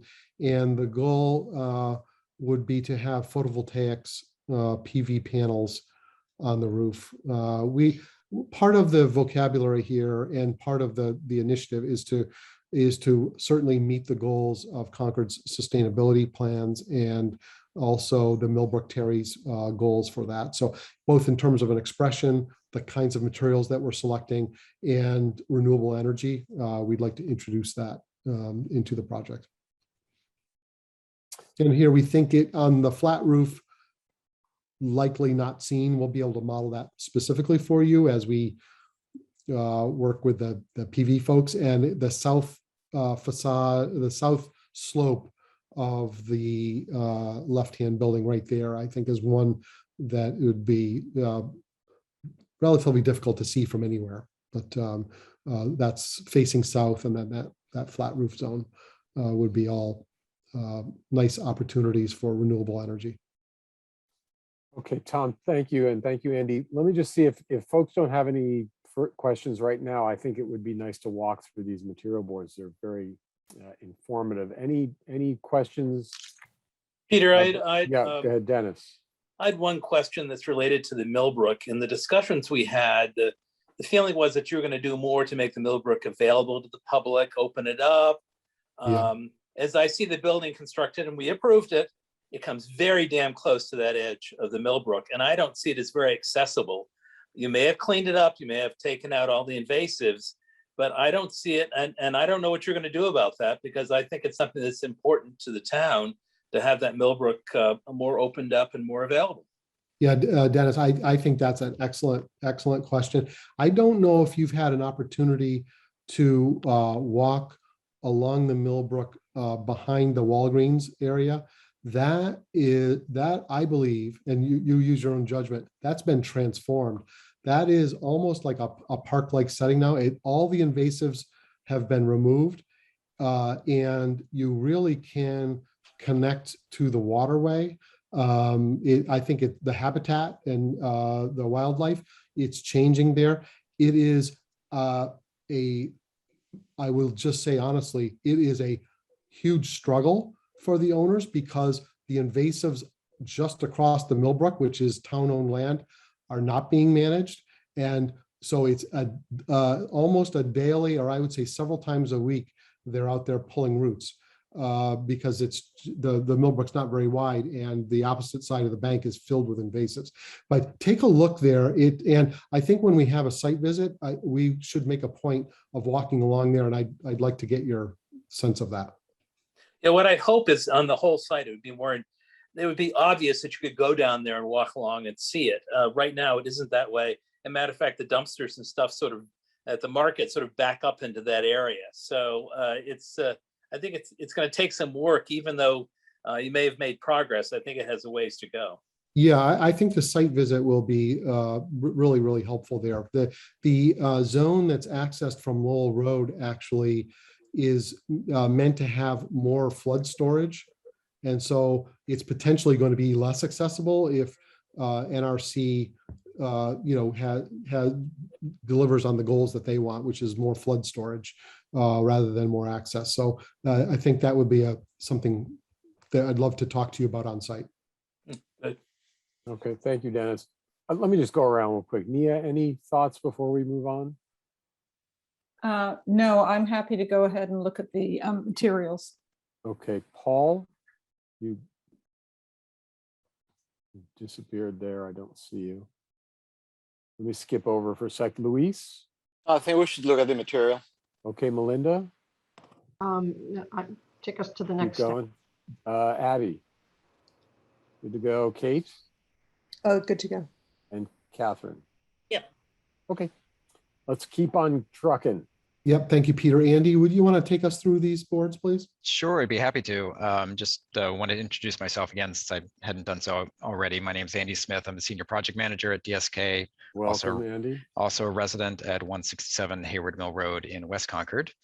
Just want to go over the materials briefly with you. I think we also submitted a quite extensive packet, about 50 pages of cut sheets of various materials. I can certainly go through that, but I know that's it's a lot of detail there. But I think this presentation, next couple pages, kind of sums up quite well what we're intending to do at the site here. Primarily, as Tom talked about, the color scheme with a natural cedar, kind of gray weathered look cedar is meant to kind of provide a little bit of hierarchy to the site, make the market remain as kind of the primary form in this row here, and help the scale of this building, the existing Walgreens building, to kind of recede a little bit. So it's a little bit darker, but at the same time, what we'd like to do is the existing colonnade of posts that wrap the market, that same kind of fir timber posts with that same stain, we would continue to bring through across the proposed facade. So you'd see it in a lot of the structure. The handrail caps will do the wood posts in the same kind of wood tone. and as well as kind of the wood slats that you see that become a wrapper to the kind of larger timber frame structure. So between that, the cedar vertical planks that we talked about would be kind of in the background. We would be taking the same standing seam roof that exists at the canopy wrapping the market and kind of pull that across in a similar depth canopy that would help to kind of shield the retail entrances from snow and the elements, and also allow it to kind of recede a little bit, so it's not quite such the prominent retail frontage with you're not looking straight at at the glass walls so much. It kind of recedes a little bit more and provides a little bit of scale and context. Again, Tom had mentioned this parapet would raise a little bit more. We did not show any retail signage here. Obviously, that would be a future application once we know the tenants that would be moving in. But this parapet allows for a little bit of that and some shielding of mechanical equipment and potential solar panels on the roof. So lighter colored standing seam at the lower canopy. We'd be doing a darker charcoal at the upper roofs. Again, this is the same kind of rafters and structure that we'd be keeping of the existing gabled form that's there at the Walgreens entrance, but extending it forward, wrapping it with a nicer standing seam roofing material than what's there now. We'd be removing the dormers that are there at the existing Walgreens and kind of that front porch overhang, which is kind of a little dark and not as required or not, it's not a very nice space to be in as an entrance to a retail space. So the idea is that this we call the plaza kind of opens up a little bit more, outdoor seating for a potential restaurant program at this side. We'd be doing the similar glass awnings that were approved on the market. So they exist at the entrance to the market on the side here. We'd be doing the same over the middle to kind of main entrances for retail space. I think we'd have one more entry in the middle as well. So there's kind of three there. But this would allow kind of snow to kind of fall off a little bit easier. I know the rest of the standing seam would have the same kind of snow guards that we would have that exist now on the market canopy, just to help with snow running off. The base foundation, we've chosen a kind of a ledge stone, kind of a darker gray that would exist at the lower side here. So the facing of all the concrete of the walkway that's elevated, again, it's up a couple steps, so we have to be up the whole way across. Granite steps for the stairs going up. And this little chimney in the back, I'll go to another elevation, is this same kind of stone. And the only one a couple ones I didn't talk about, just a metal coping cap to kind of cap things off at the top here, going straight across, keep it kind of minimal. And the wood slats that we're proposing, the idea is that helps to kind of shield the retail glazing on the inside, so it's not quite so glaring, and also allow for visitors to be able to still kind of see that there's retail back there. I think the owner was concerned about visibility for a retail tenant for people to be able to see that they're back in there. So trying to open that up a little bit more without it being quite so opaque. All right, and I'll move on to the next couple slides. Similar aesthetic. This is looking from the Kais Road side, so that kind of natural entry that we're grassy area that we're proposing would basically be a huge difference from what is there now, which is the current loading dock. So right now you've got a big asphalt loading area that kind of dips down, and there's a big mechanical room in the back with big louvers. We'd be taking that out. We'd be taking out, there's a concrete loading dock. I have some pictures I can show in a second. We'd be taking that out as well, and really kind of dressing up this side as well to make it a really prominent entry. And we've matched the same roof pitch to that of the market in this direction. The wood slats we're proposing would be an Akoya product, which is meant to not degrade over time and to remain dimensionally stable. And we do a similar stain as the fir posts. And so it all kind of tie in together. There's the back side, the kind of service side towards Millbrook. So wrapping it with the same cedar vertical planks the whole way around, just keep it nice and simple back there. And here's the outdoor deck seating. So stone fireplace here. These doors would be very similar to the opening that exists on the Lowell Road side of the market. There's that big kind of open window with mullions. It's all black. Black anodized aluminum. So it'd be very similar to that, except that they would open up and kind of do this bifold thing where we can open everything up into the interior for the restaurant use. Cedar wood decking, same kind of curtain wall, black anodized aluminum glazing would be at all the retail glazing locations, with some nice wood screening on the front to kind of soften things. And these are just kind of line work elevations that we went through before. I showed this one showing context to the market, and just a little bit of precedent of what we had pulled. This is a project, or an existing barn up at 350 Lowell Road that was kind of a little bit of an inspiration for us for some of the timber framing articulation that we were doing, the kind of scale and size of this with the kind of the slightly more modern apertures in here as well. Let's see. And then just kind of talking briefly about lighting. I think, Tom mentioned about keeping the lighting under some overhang. So this is some of the images that we've shown in a previous review with this committee, was looking at context of light around Concord and the Concord Center as being kind of recessed behind a front portico or a front overhang that allows the facade behind to kind of be illuminated, but still help with dark sky concerns and light spillage out on the sidewalk. So we're hoping that a lot of that lighting gets kind of contained within that walkway around the perimeter, and that the wood slats help to kind of screen things a little bit and keep it a little bit more contained.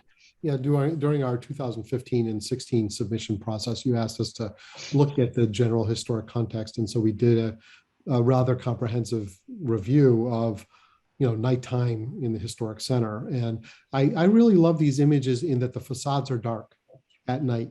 We can still have the lights on, but we can really also have night be night and not have night be twilight. And so I think we've learned from that, and some of the layering that we're proposing, we think will achieve this. And the last slide is just for reference, just to remind ourselves of what the existing conditions are. And obviously, if you do a site visit, we'll be able to walk around and see it in its current state. But just pointing out the loading dock that faces Kais Road, this mechanical bump out that would go away, this whole concrete loading dock and covering would go away. And all of this asphalt, the majority of that would be turned to green space. So I think it was Kate, you asked that earlier, about impervious versus pervious. We're actually reducing the amount of impervious overall on the site, and trying to introduce as much area that can be permeable to stormwater. So existing Walgreens entrance, you can kind of get a sense of the elevation change that you need to do to get up to level 1. And right now we kind of felt that this plaza feels very tight and contained and needs a little bit more organization and direction. So this is the kind of canopy that would go away. The dormers would come off. We just clean up the roof line quite a bit with that standing seam roof. The stairway on the front and back here on the back would go away, and the level 2 would be removed. So we're actually reducing usable square footage inside the building as well, hoping to get some vaulted ceilings in there for the restaurant. And I'll look also at, there's a couple transformers that we need to clean up as well. There's only so many places we can put those, unfortunately, but we're going to we'll need to at least move one of those a little bit closer to this guy, utilize some plantings to kind of soften that a little bit as much as we can. And I think that brings it to a close. Yeah, I think so. Okay, thank Yes. you, gentlemen. Sure. Thanks, everybody. Let me, before we go to the commission, I just have two quick questions. One, is there mechanical equipment on the site that, other than what in other words, is anything HVAC equipment, is that on the roof or in the basement or? Any new equipment would be on the roof, and we would locate it in the center as much as possible, both for noise and acoustic kind of isolation as as much as possible, and for visuals. Okay, and then my other question, looking at the site plan, is Dennis brought the point about the edge of the Millbrook. I don't know if that edge is going to be treated for pedestrians, and I mean it's pretty clear it's for cars and turnaround. Is there a pathway there? I actually don't know. I think given that it is in the 50-foot buffer, I don't know if it is a walkable planted area. I don't know about an actual pathway. Okay, I don't know either, and I should research before I ask. It's a really good question, but because we're in the buffer, it's very limited in terms of what can actually happen there, and the flood storage capacity is much of the focus. Okay. Yeah, up in air. Just interesting to think about. All right. Well, thank you, gentlemen. So we are going to have a site visit. So I think I'm just going to encourage folks to keep your questions to kind of what you've seen. There'll obviously be time between now and the 4th to review the material. As Andy pointed out, there are a good number of cut sheets.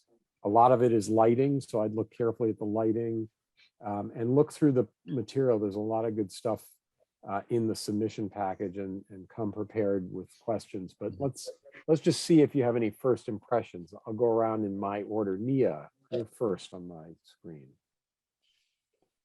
My initial impressions are very favorable. I like the way you're not overshadowing the market building, and you're keeping the palette neutral.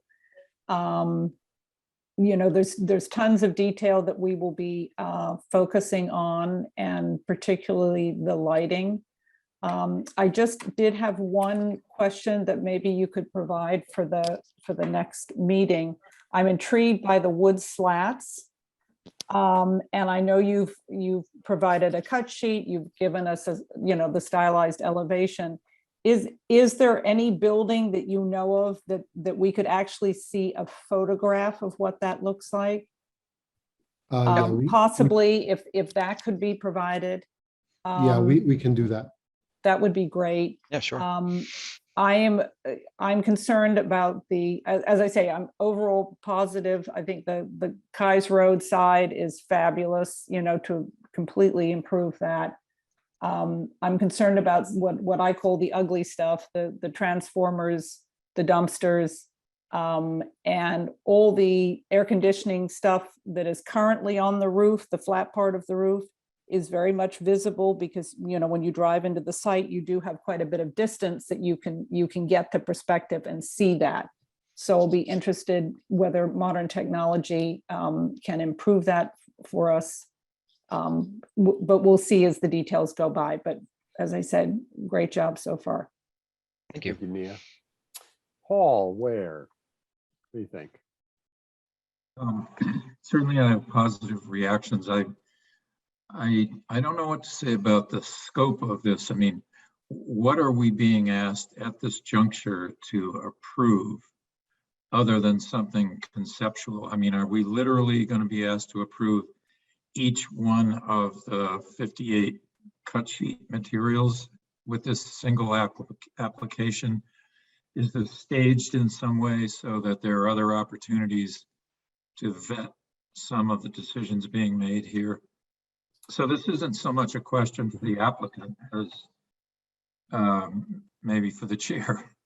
It's a good question. Tom, if I may ask you and Andy, are these schematic design drawings that we're looking at?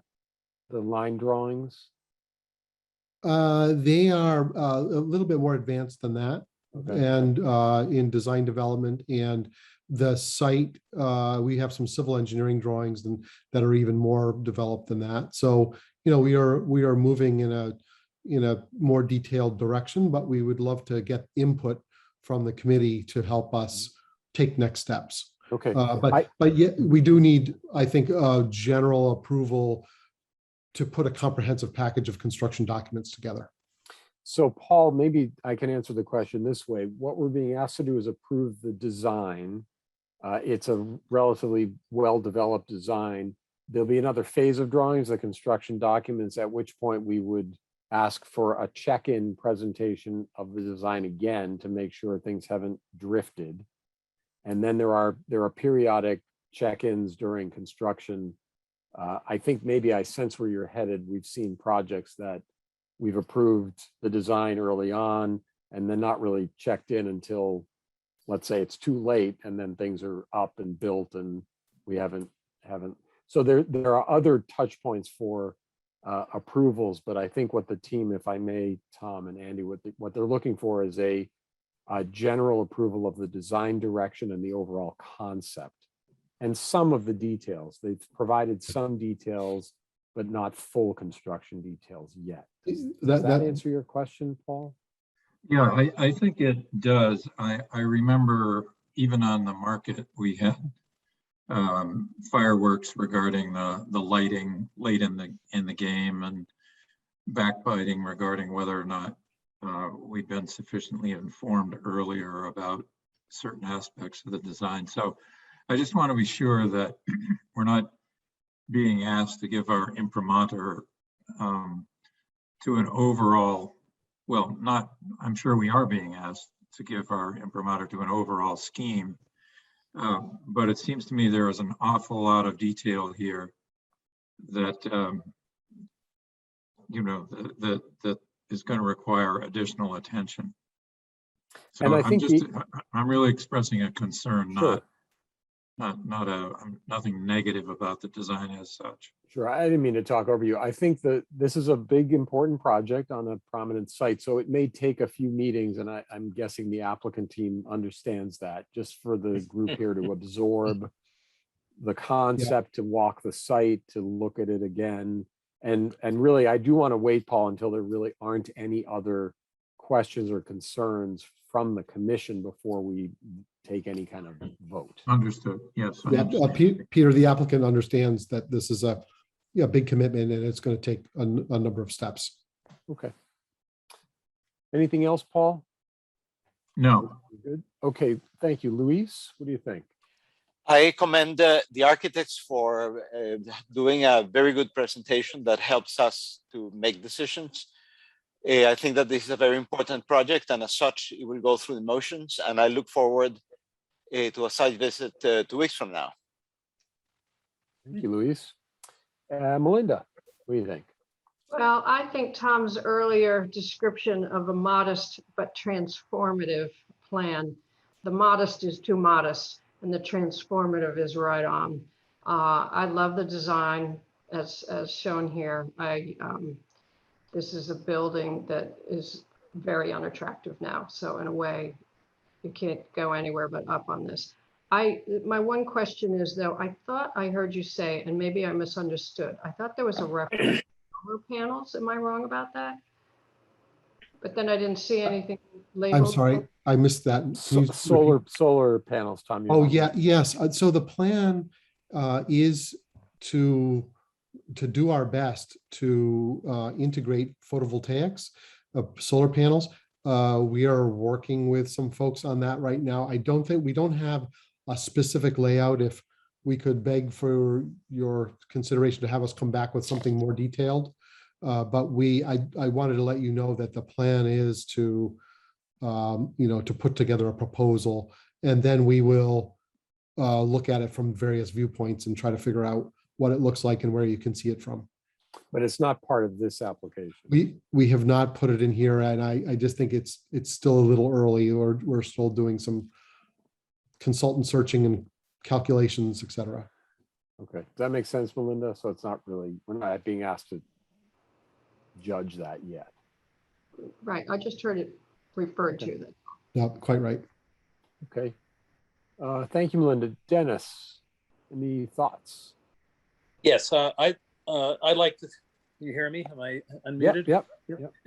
I like this overall. I think it's great. I like the variety of buildings on the site. My fear would be that you'd move in the direction of creating another barn. I think it's great to have the variety.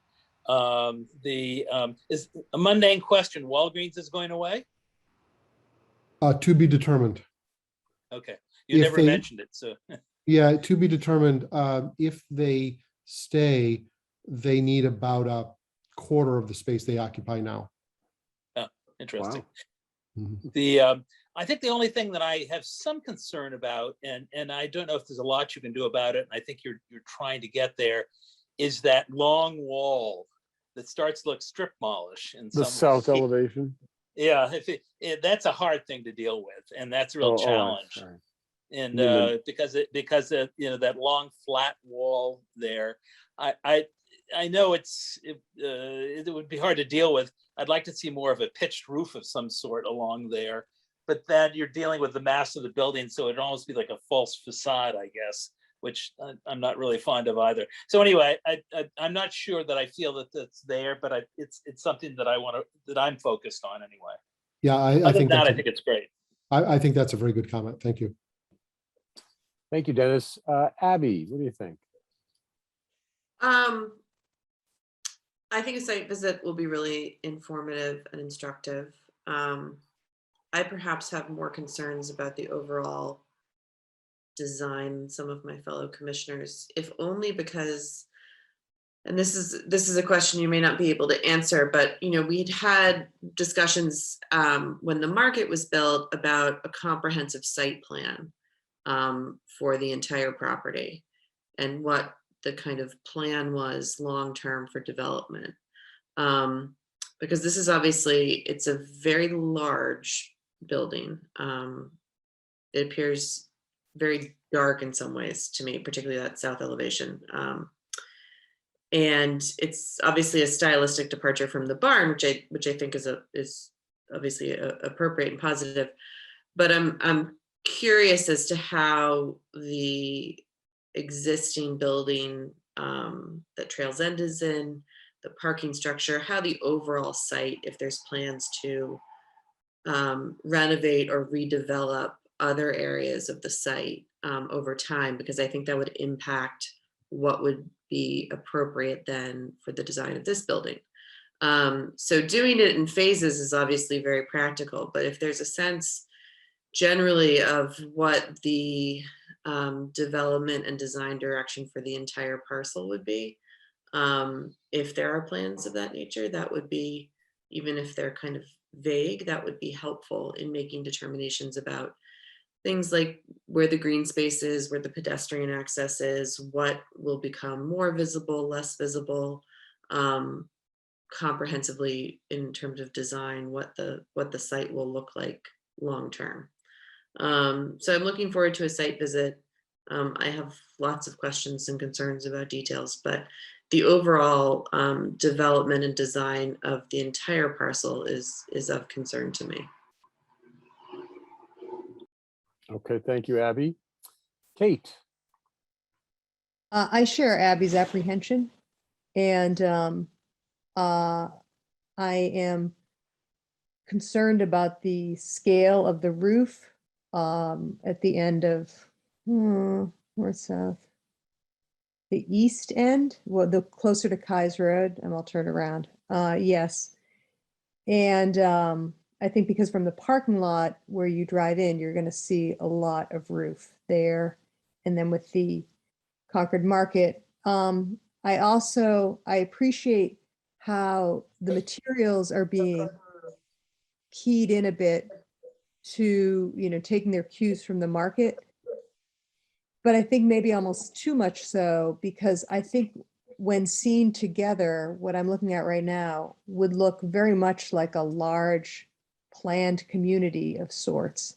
And that to me is not fitting at all in the historic district. I think what I'm seeing right now is a real sort of visual behemoth that we just don't see around town. So I have concerns. All right, thank you, Kate. And Catherine, what do you think? I share similar concerns with Abby and Kate. I mean, overall, of course, I think the design will be considerable improvement, of course, to what we have now. Certainly it's well developed, and the design work is very refined and well conceived.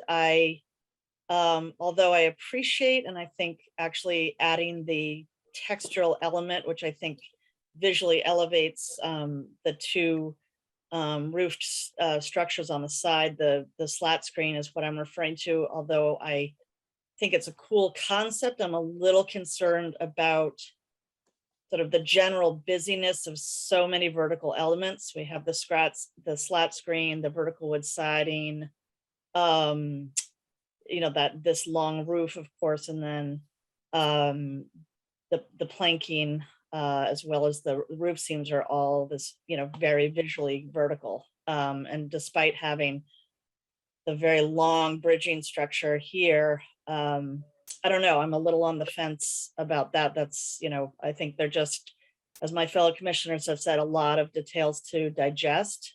So, it's not necessarily like a full negative. It's just something I think I need to kind of digest more visually. And I also wanted to echo Dennis's comment.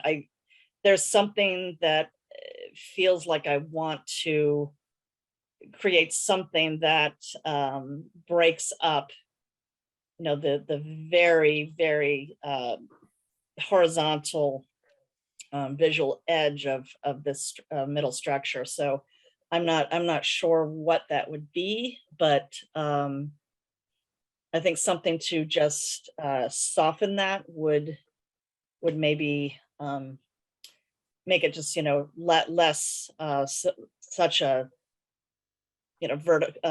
linear straight, less soft massing. So those are my general comments. Okay, thank you, Catherine. All right, I think we have heard from commissioners. So again, before we open it to public comment, I'm going to remind everyone we will be doing a site visit, I think 8:30, right, on the 4th. I think that's when we'll do it. And the public is welcome to that meeting, although we won't be discussing anything, and then we'll meet again that evening to take this up again. So let me, unless Tom or Andy, you wanted to say anything, why don't we open it up to public comment? Okay. All right, so I'm going to ask the folks in the meeting, is there any public comment on the application for work to be done at 71 Lowell Road? Ayana Curry, I see your hand is up. Go ahead. Welcome. Oh, you have to unmute yourself. There you go. Hi, I'm unmuted. Hi, I'm not Ayana, I'm Mike, or her husband. Oh, Mike, welcome.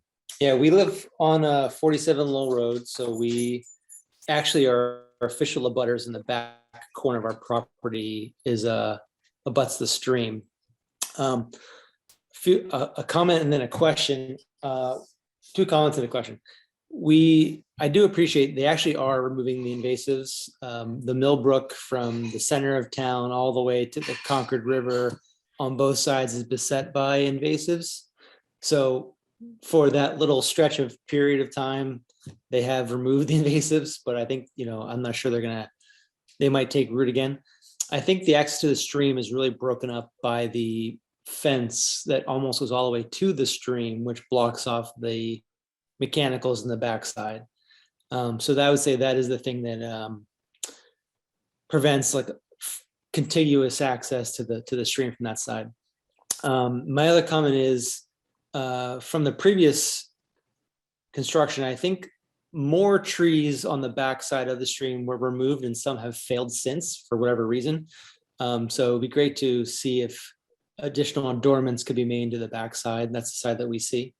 Whether it's like a ornamental, ornamental, what do they call them, shutter or something that could break up like just the mass of that back wall would be nice. My question for the historical committee actually is about the permanent sculptures that are on the property. And if there are additional ones being planned, I don't know if they were approved. They're not necessarily of any historical significance or taste. So I would ask the commission, is that something that has to be approved or not? I That is think an yeah, go ahead, Heather. that is an outstanding issue. The owner of the property has been notified about it. And he indicated to me that he was going to draft a response letter to the HDC, but I have not received that, and that was several weeks ago. So Okay, there is is an that, outstanding enforcement.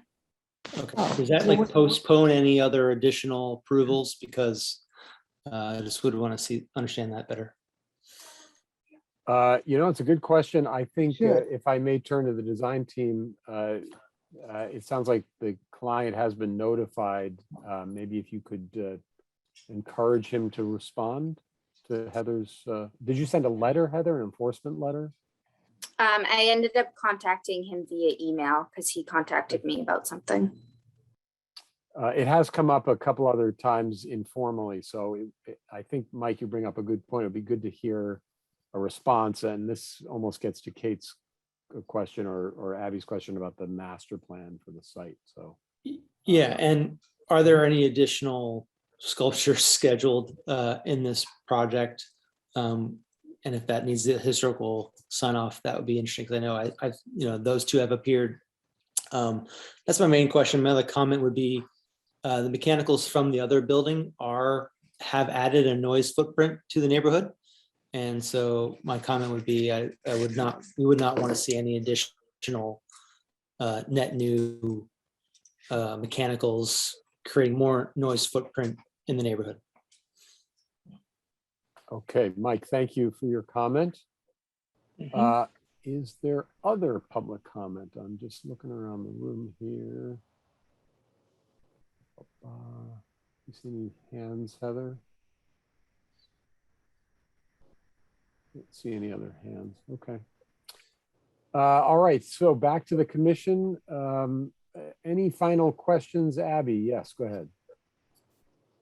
So something that would be helpful for me, and I would imagine will come up in discussion with abutters and the public, and I believe we did this for the market, is that renderings of the building at night with the interior illumination would be incredibly helpful, partly because the facade, the kind of north facade that faces the parking lot right now appears very dark. And I know that there are at least 3 kind of glass storefronts within that. It would be helpful, I think, to see that illuminated in the evening, just to get a sense, one, of the amount of glazing on that facade, the amount of light that we're going to see. And then I think it also would help with the depth perspective of the porches and the overhangs. And I know that takes some time. So if I could. Well, I think that's exactly right. And we will try to have that for the 4th. Fantastic. Thank you. May I just add also, anything like that should be relative to what Concord Market looks like at night as well. So we see the whole picture. Okay, thank you. Any other questions from the commission before I ask for a vote? Now, Mike, your hand is still up. Do you have another comment? Oh yeah, just in the lighting thing. The current Walgreens lighting facade actually is very bright, and it does face our house in some way. From what I could tell from the design, it's likely that the lighting situation would be lesser facing the abutters, just because the Walgreens facade is extremely bright at night. So I see this as a positive in that sense. Yeah, and certainly, Mike, that would be the goal, to make sure we don't have light pollution. Thank you. Okay, thank you, Mike. Any comments from the commission? I'm just looking around here to see if folks have any. Just wave at me if you have any other questions before we're going to vote to continue this till the next meeting. I don't see any other comments. So why don't we go for a motion if I Wait, could? should we even vote Oh. if there's an outstanding issue? Well, we have to vote to continue it no matter what. Right. But I think, Heather, it's a good question about the enforcement letter. I actually don't know technically what that means, if it puts a hold on future activity on the whole site, or that's a little bit above my pay grade. I will look into it. Okay. So why don't we follow up on that, Kate, by email? Heather will email the commission. But I think in the meantime, we just have to, we'll continue the hearing to the next meeting, to the site visit. So I Peter, I want to mention that I brought the issue of the sculpture. That sculpture was done as part of a temporary project around town. If you remember, there are a number of them placed around town, and 2 of them ended up there. And so I don't know if they belong to the owner of the market or they belong to the project. That and Heather, you may know who really owns those pieces. I don't. He did not give me that information when I spoke with him. Yeah. Those are, I can speak briefly to it, but I'm not going to be able to speak definitively. So those are 2 pieces by the sculptor David Lang, who many of you may have known. He was killed several years ago in a tragic deer accident. He was a faculty member at Middlesex. His widow, Catherine, has loaned those 2 pieces to Jim and Elizabeth. And so there is some temporary loan, but I don't know the exact terms of it. But those are 2 of David Lang's sculptors. He was a local sculptor and educated many people in Concord, many children, and in the visual arts. Thank you, Tom. All right, any other questions, or can we go for a motion? I think we can go for a motion, so I need someone to move. I move we continue the application 71 Lowell Road to the meeting of November 4th. Second. All right, I've got a motion on the floor in a second, so let me go around and just give you an aye or a nay. Mia? Aye. Paul? Luis? Paul, you Aye. said aye, I think. Yeah. Melinda? Aye. Dennis? Aye. Abigail? Aye. Kate? Aye. Catherine? Aye. And I'm an aye as well. All right, so we're continued to 8:30 at the site now. Well, where should we meet? At the front of the Entrance to the market? to the market, or I was going to say to the pharmacy, but Yeah, the Walgreens. It's right in that seam is the entrance okay. to. Why don't both. we meet there? Is that between okay? the market, yeah, that's right, between the market and the Walgreens. Okay. All right, well, Tom, Andy, and team, thank you for such a comprehensive presentation. We appreciate your effort, and to the commission for your good questions. Thank you so much. And we'll see you in a couple Thank you. weeks. All right, folks, hold on. We got a little bit more business. Let me just see. Did we get 32 Main Street? Did we do that one, Heather? So that was the last public hearing, by the way. So the regular meeting is over. Is someone here from 32 Main Street? Okay, it looks like I'm presenting. Okay. So the owner of 32 Main Street is requesting a temporary banner for a 45-day period. The sign will say 3 Stones Gallery. The material is vinyl measuring 100 inches wide by 24 inches tall. And I believe that the banner is up now, it may be. And that's just to give her enough time to apply for a permanent sign. So is the banner the flat in the application? That's the flat along the facade there. I'm not sure where she has it hung. Do you have the And she has an application in for the next meeting, correct? Yes.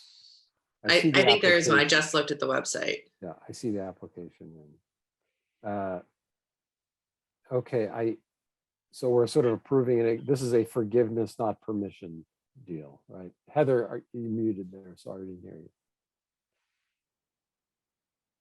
Yes, so she has an application in for her permanent signage at our next meeting. Okay, I guess I'm not exactly sure what we're approving because I don't know what it looks like.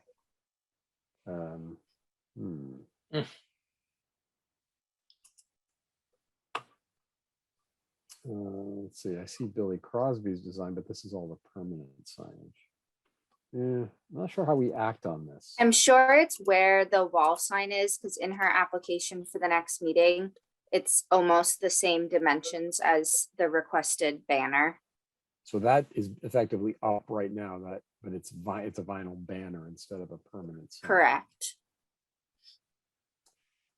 Well, I'm going to look at Abigail in a moment, but my gut tells me it's a little strange to be asking for permission once it's up already. I mean, I'm not sure what we're exactly supposed to say. Abby, what do you think? Well, I think it's, well, one, it's less than 60 days. She's asking for 45 days. It's temporary sign. She has an application in for the permanent sign. So it's not as though we're not going to be addressing this, and it's only two weeks. So it's a Crosby design, so we're familiar with his. Yeah, I mean, it's a low risk proposition because she's going to have to be before us in 2 weeks. And so if it's hideous and falling off and causing problems, and we can tell her in 2 weeks, you've got to take it down. So I would approve it until until her application on the 4th. And then we can address it then. And if she needs to continue it up until the sign is fabricated, we can see we'll be able to see how it looks then and address any concerns. Perfect. So I'd give her temporary approval until her hearing date, and then we can. Okay, makes sense to me. Any objection from anyone else? Paul? Not necessarily, but by approving it, are we setting an unfortunate precedent? I mean, I have nothing against granting her absolution for the next 2 weeks. I mean, I understand in the real world, we're going to be dealing with this, but why should we approve anything? I actually don't think we have to approve it, given that it's temporary in nature. I think you're allowed to I have to look at the guidelines, but I think under a certain number of days. I think it's under 30 days. Yeah.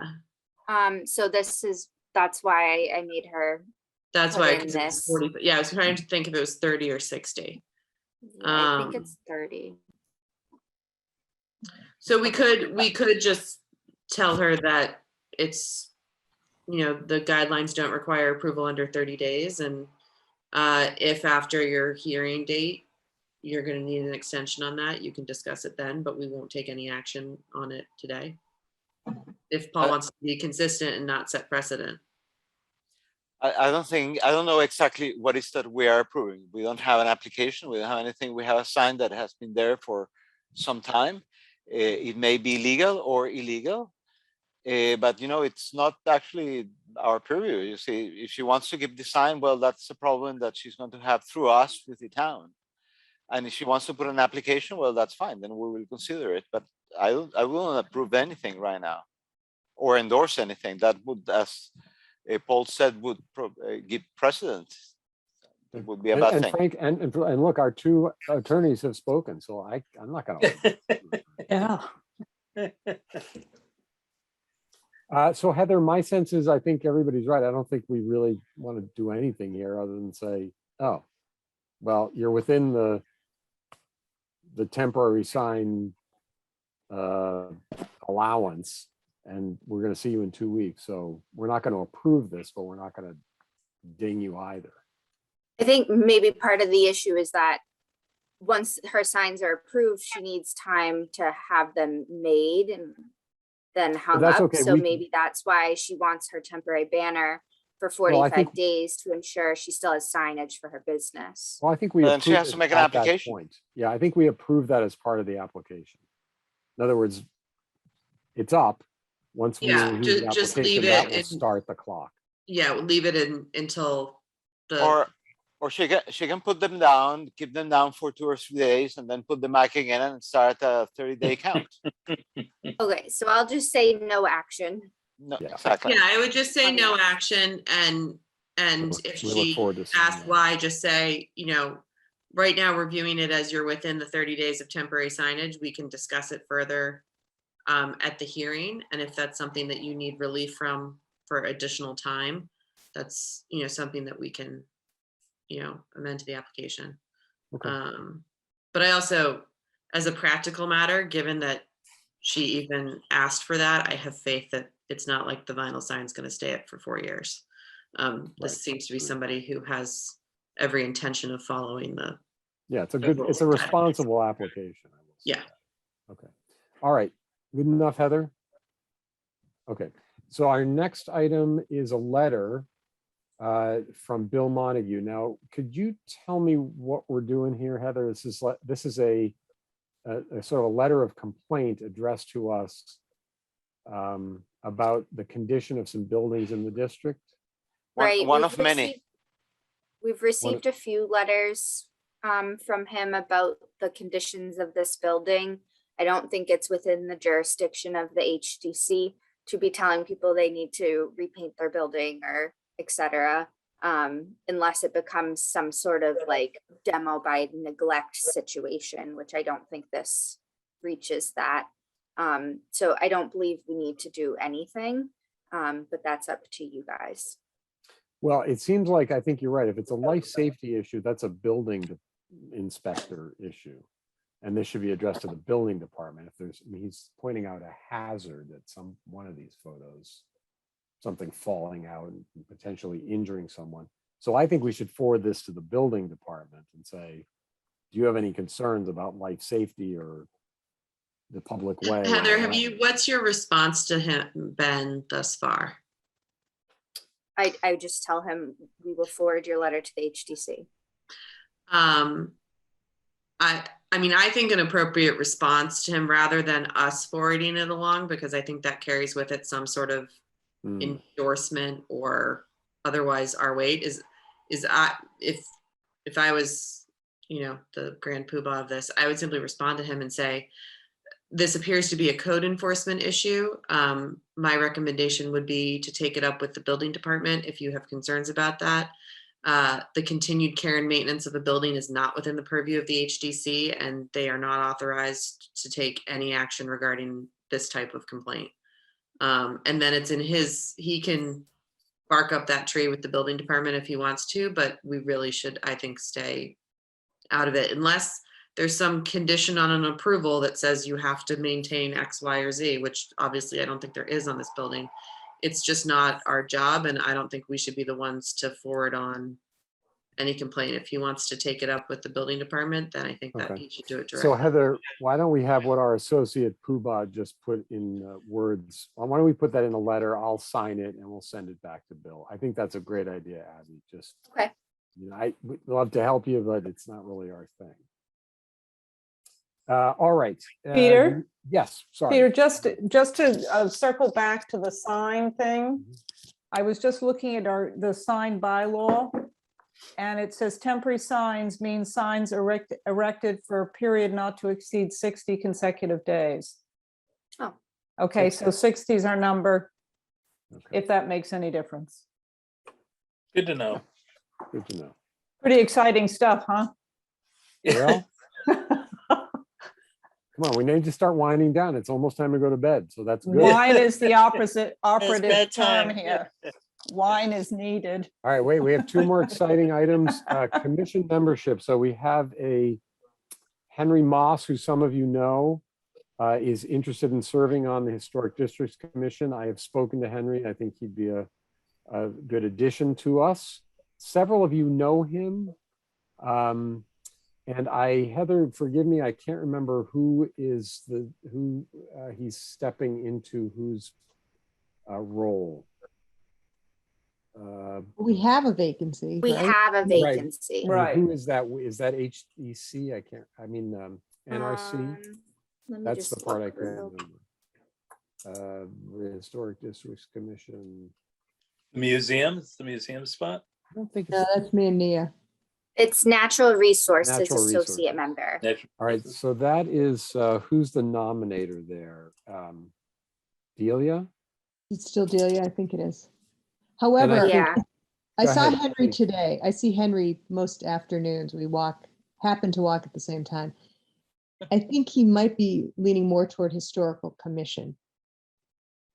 Okay, well, Why don't we convince him that the Historic Districts Commission is a much more I interesting? was actually, I got him this far, and so I thought it was a done deal. And then he's, he's very thorough and he would be very good, but he's not sure where he could be most helpful.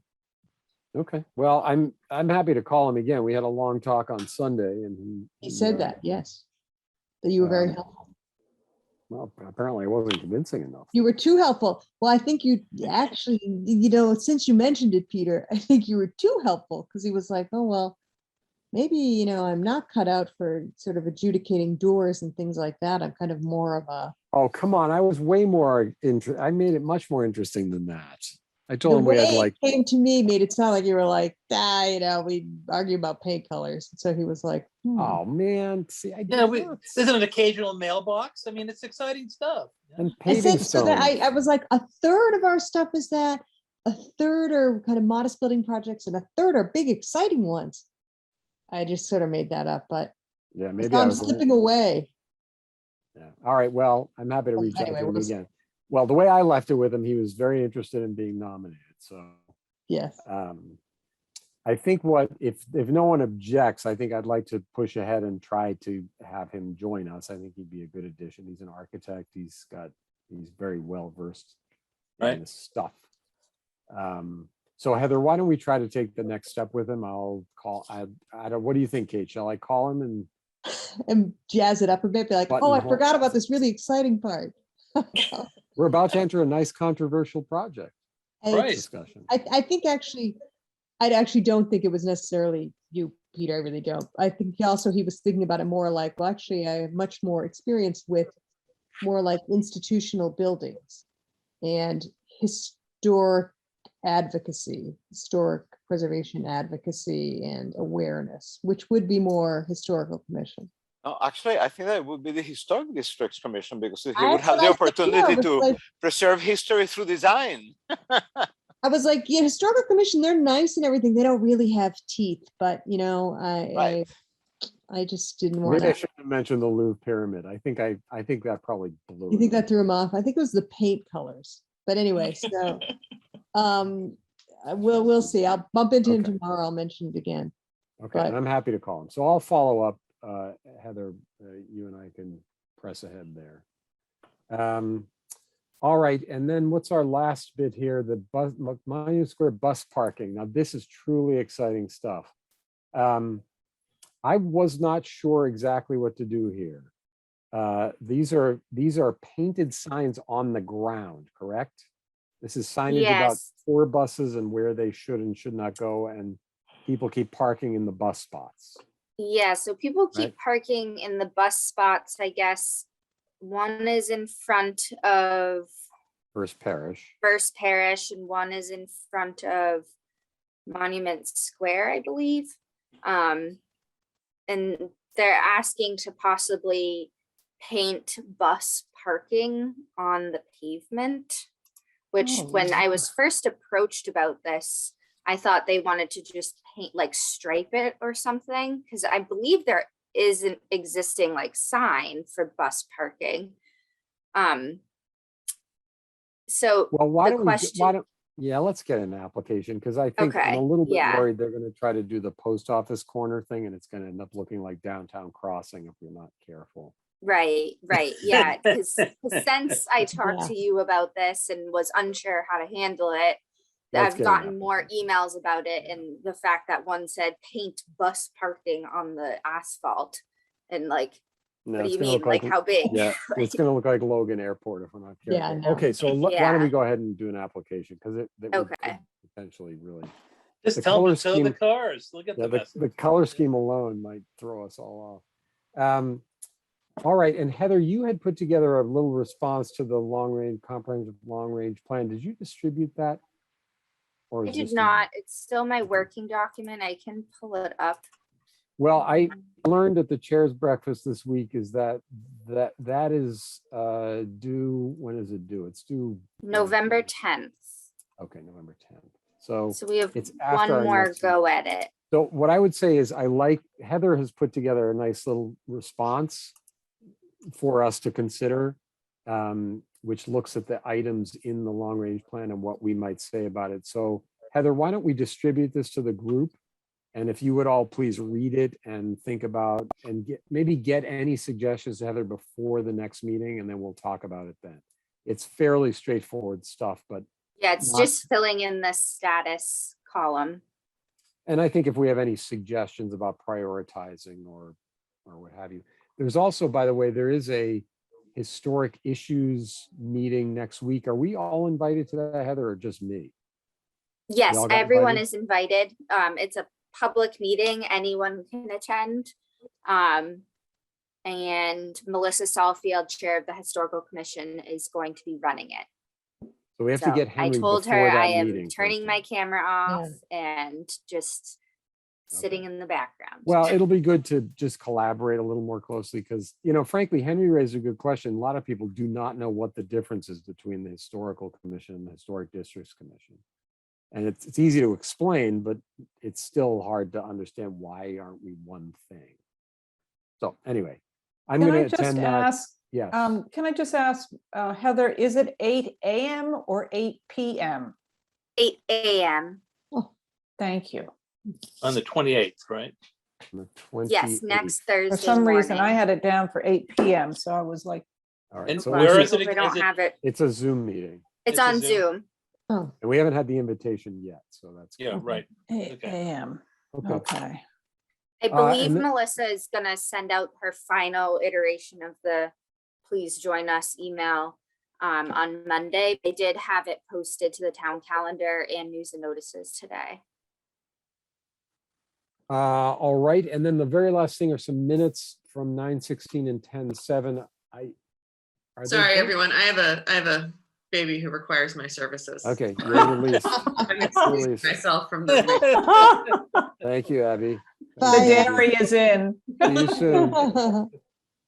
Good thing we can't smell things from here because it's probably a diaper in the wind there. Ew. Do we have both of those minutes? Did I? Yes, they're on the I've lost- website. Okay, and Mia, have you had a chance? to- Okay, just to review, the 9:16 minutes we put off to this meeting because I was not present at that meeting. So even though I edited the typos, I was not willing to edit the content. So somebody has to read those for content. And the 10:07 minutes, I have sent in minor edits, but as you recall, that was the 615 Lowell, included 615 Lowell Road, which, you know, is important to have that be accurate, so that I think everybody should read it to be sure that what they said is accurately put down. Okay. So Well, I don't think that's a set of minutes that you should just go on, okay, Nia's read it. Okay. okay, I would like to put these off one more meeting if possible, unless there's something burning the barn down, because you're right. And I've been very distracted. I apologize. There's been like family health stuff going on. So I would like I'm to very read sorry. these. Yeah, thank you. So why don't we just put those off for another little bit and beg Okay. forgiveness from people. On the 4th agenda. Okay. All right, I think that's everything. Unless anybody has anything else. I thought this was going to be a short meeting. Me too. I should have Yeah. eaten before. Well, I thank you all for, this was the whole commission was here tonight. Thank you. It's nice Yeah, to see that's you good. all. And we're all seem to be relatively healthy and upright. So that's good. This week. All right. So 2 weeks or 3 weeks or whatever it is, it's 2 weeks. I guess it's only 2 weeks. Yeah. Yeah, 2 weeks. 2 weeks. 2 2 weeks. weeks. Enjoy Halloween and we'll see you then. All righty. Happy We need a New Year. All right, motion. Thank you, Bye. Heather. Oh, we need a motion We to need- adjourn. So moved. All in favor? Aye. Aye. Aye. All right. Bye. Have a good night, everybody. Cheerio. Thank you, Thanks, Heather. Peter. Night, Night, everyone. cheerio. Thanks very much. Cheerio.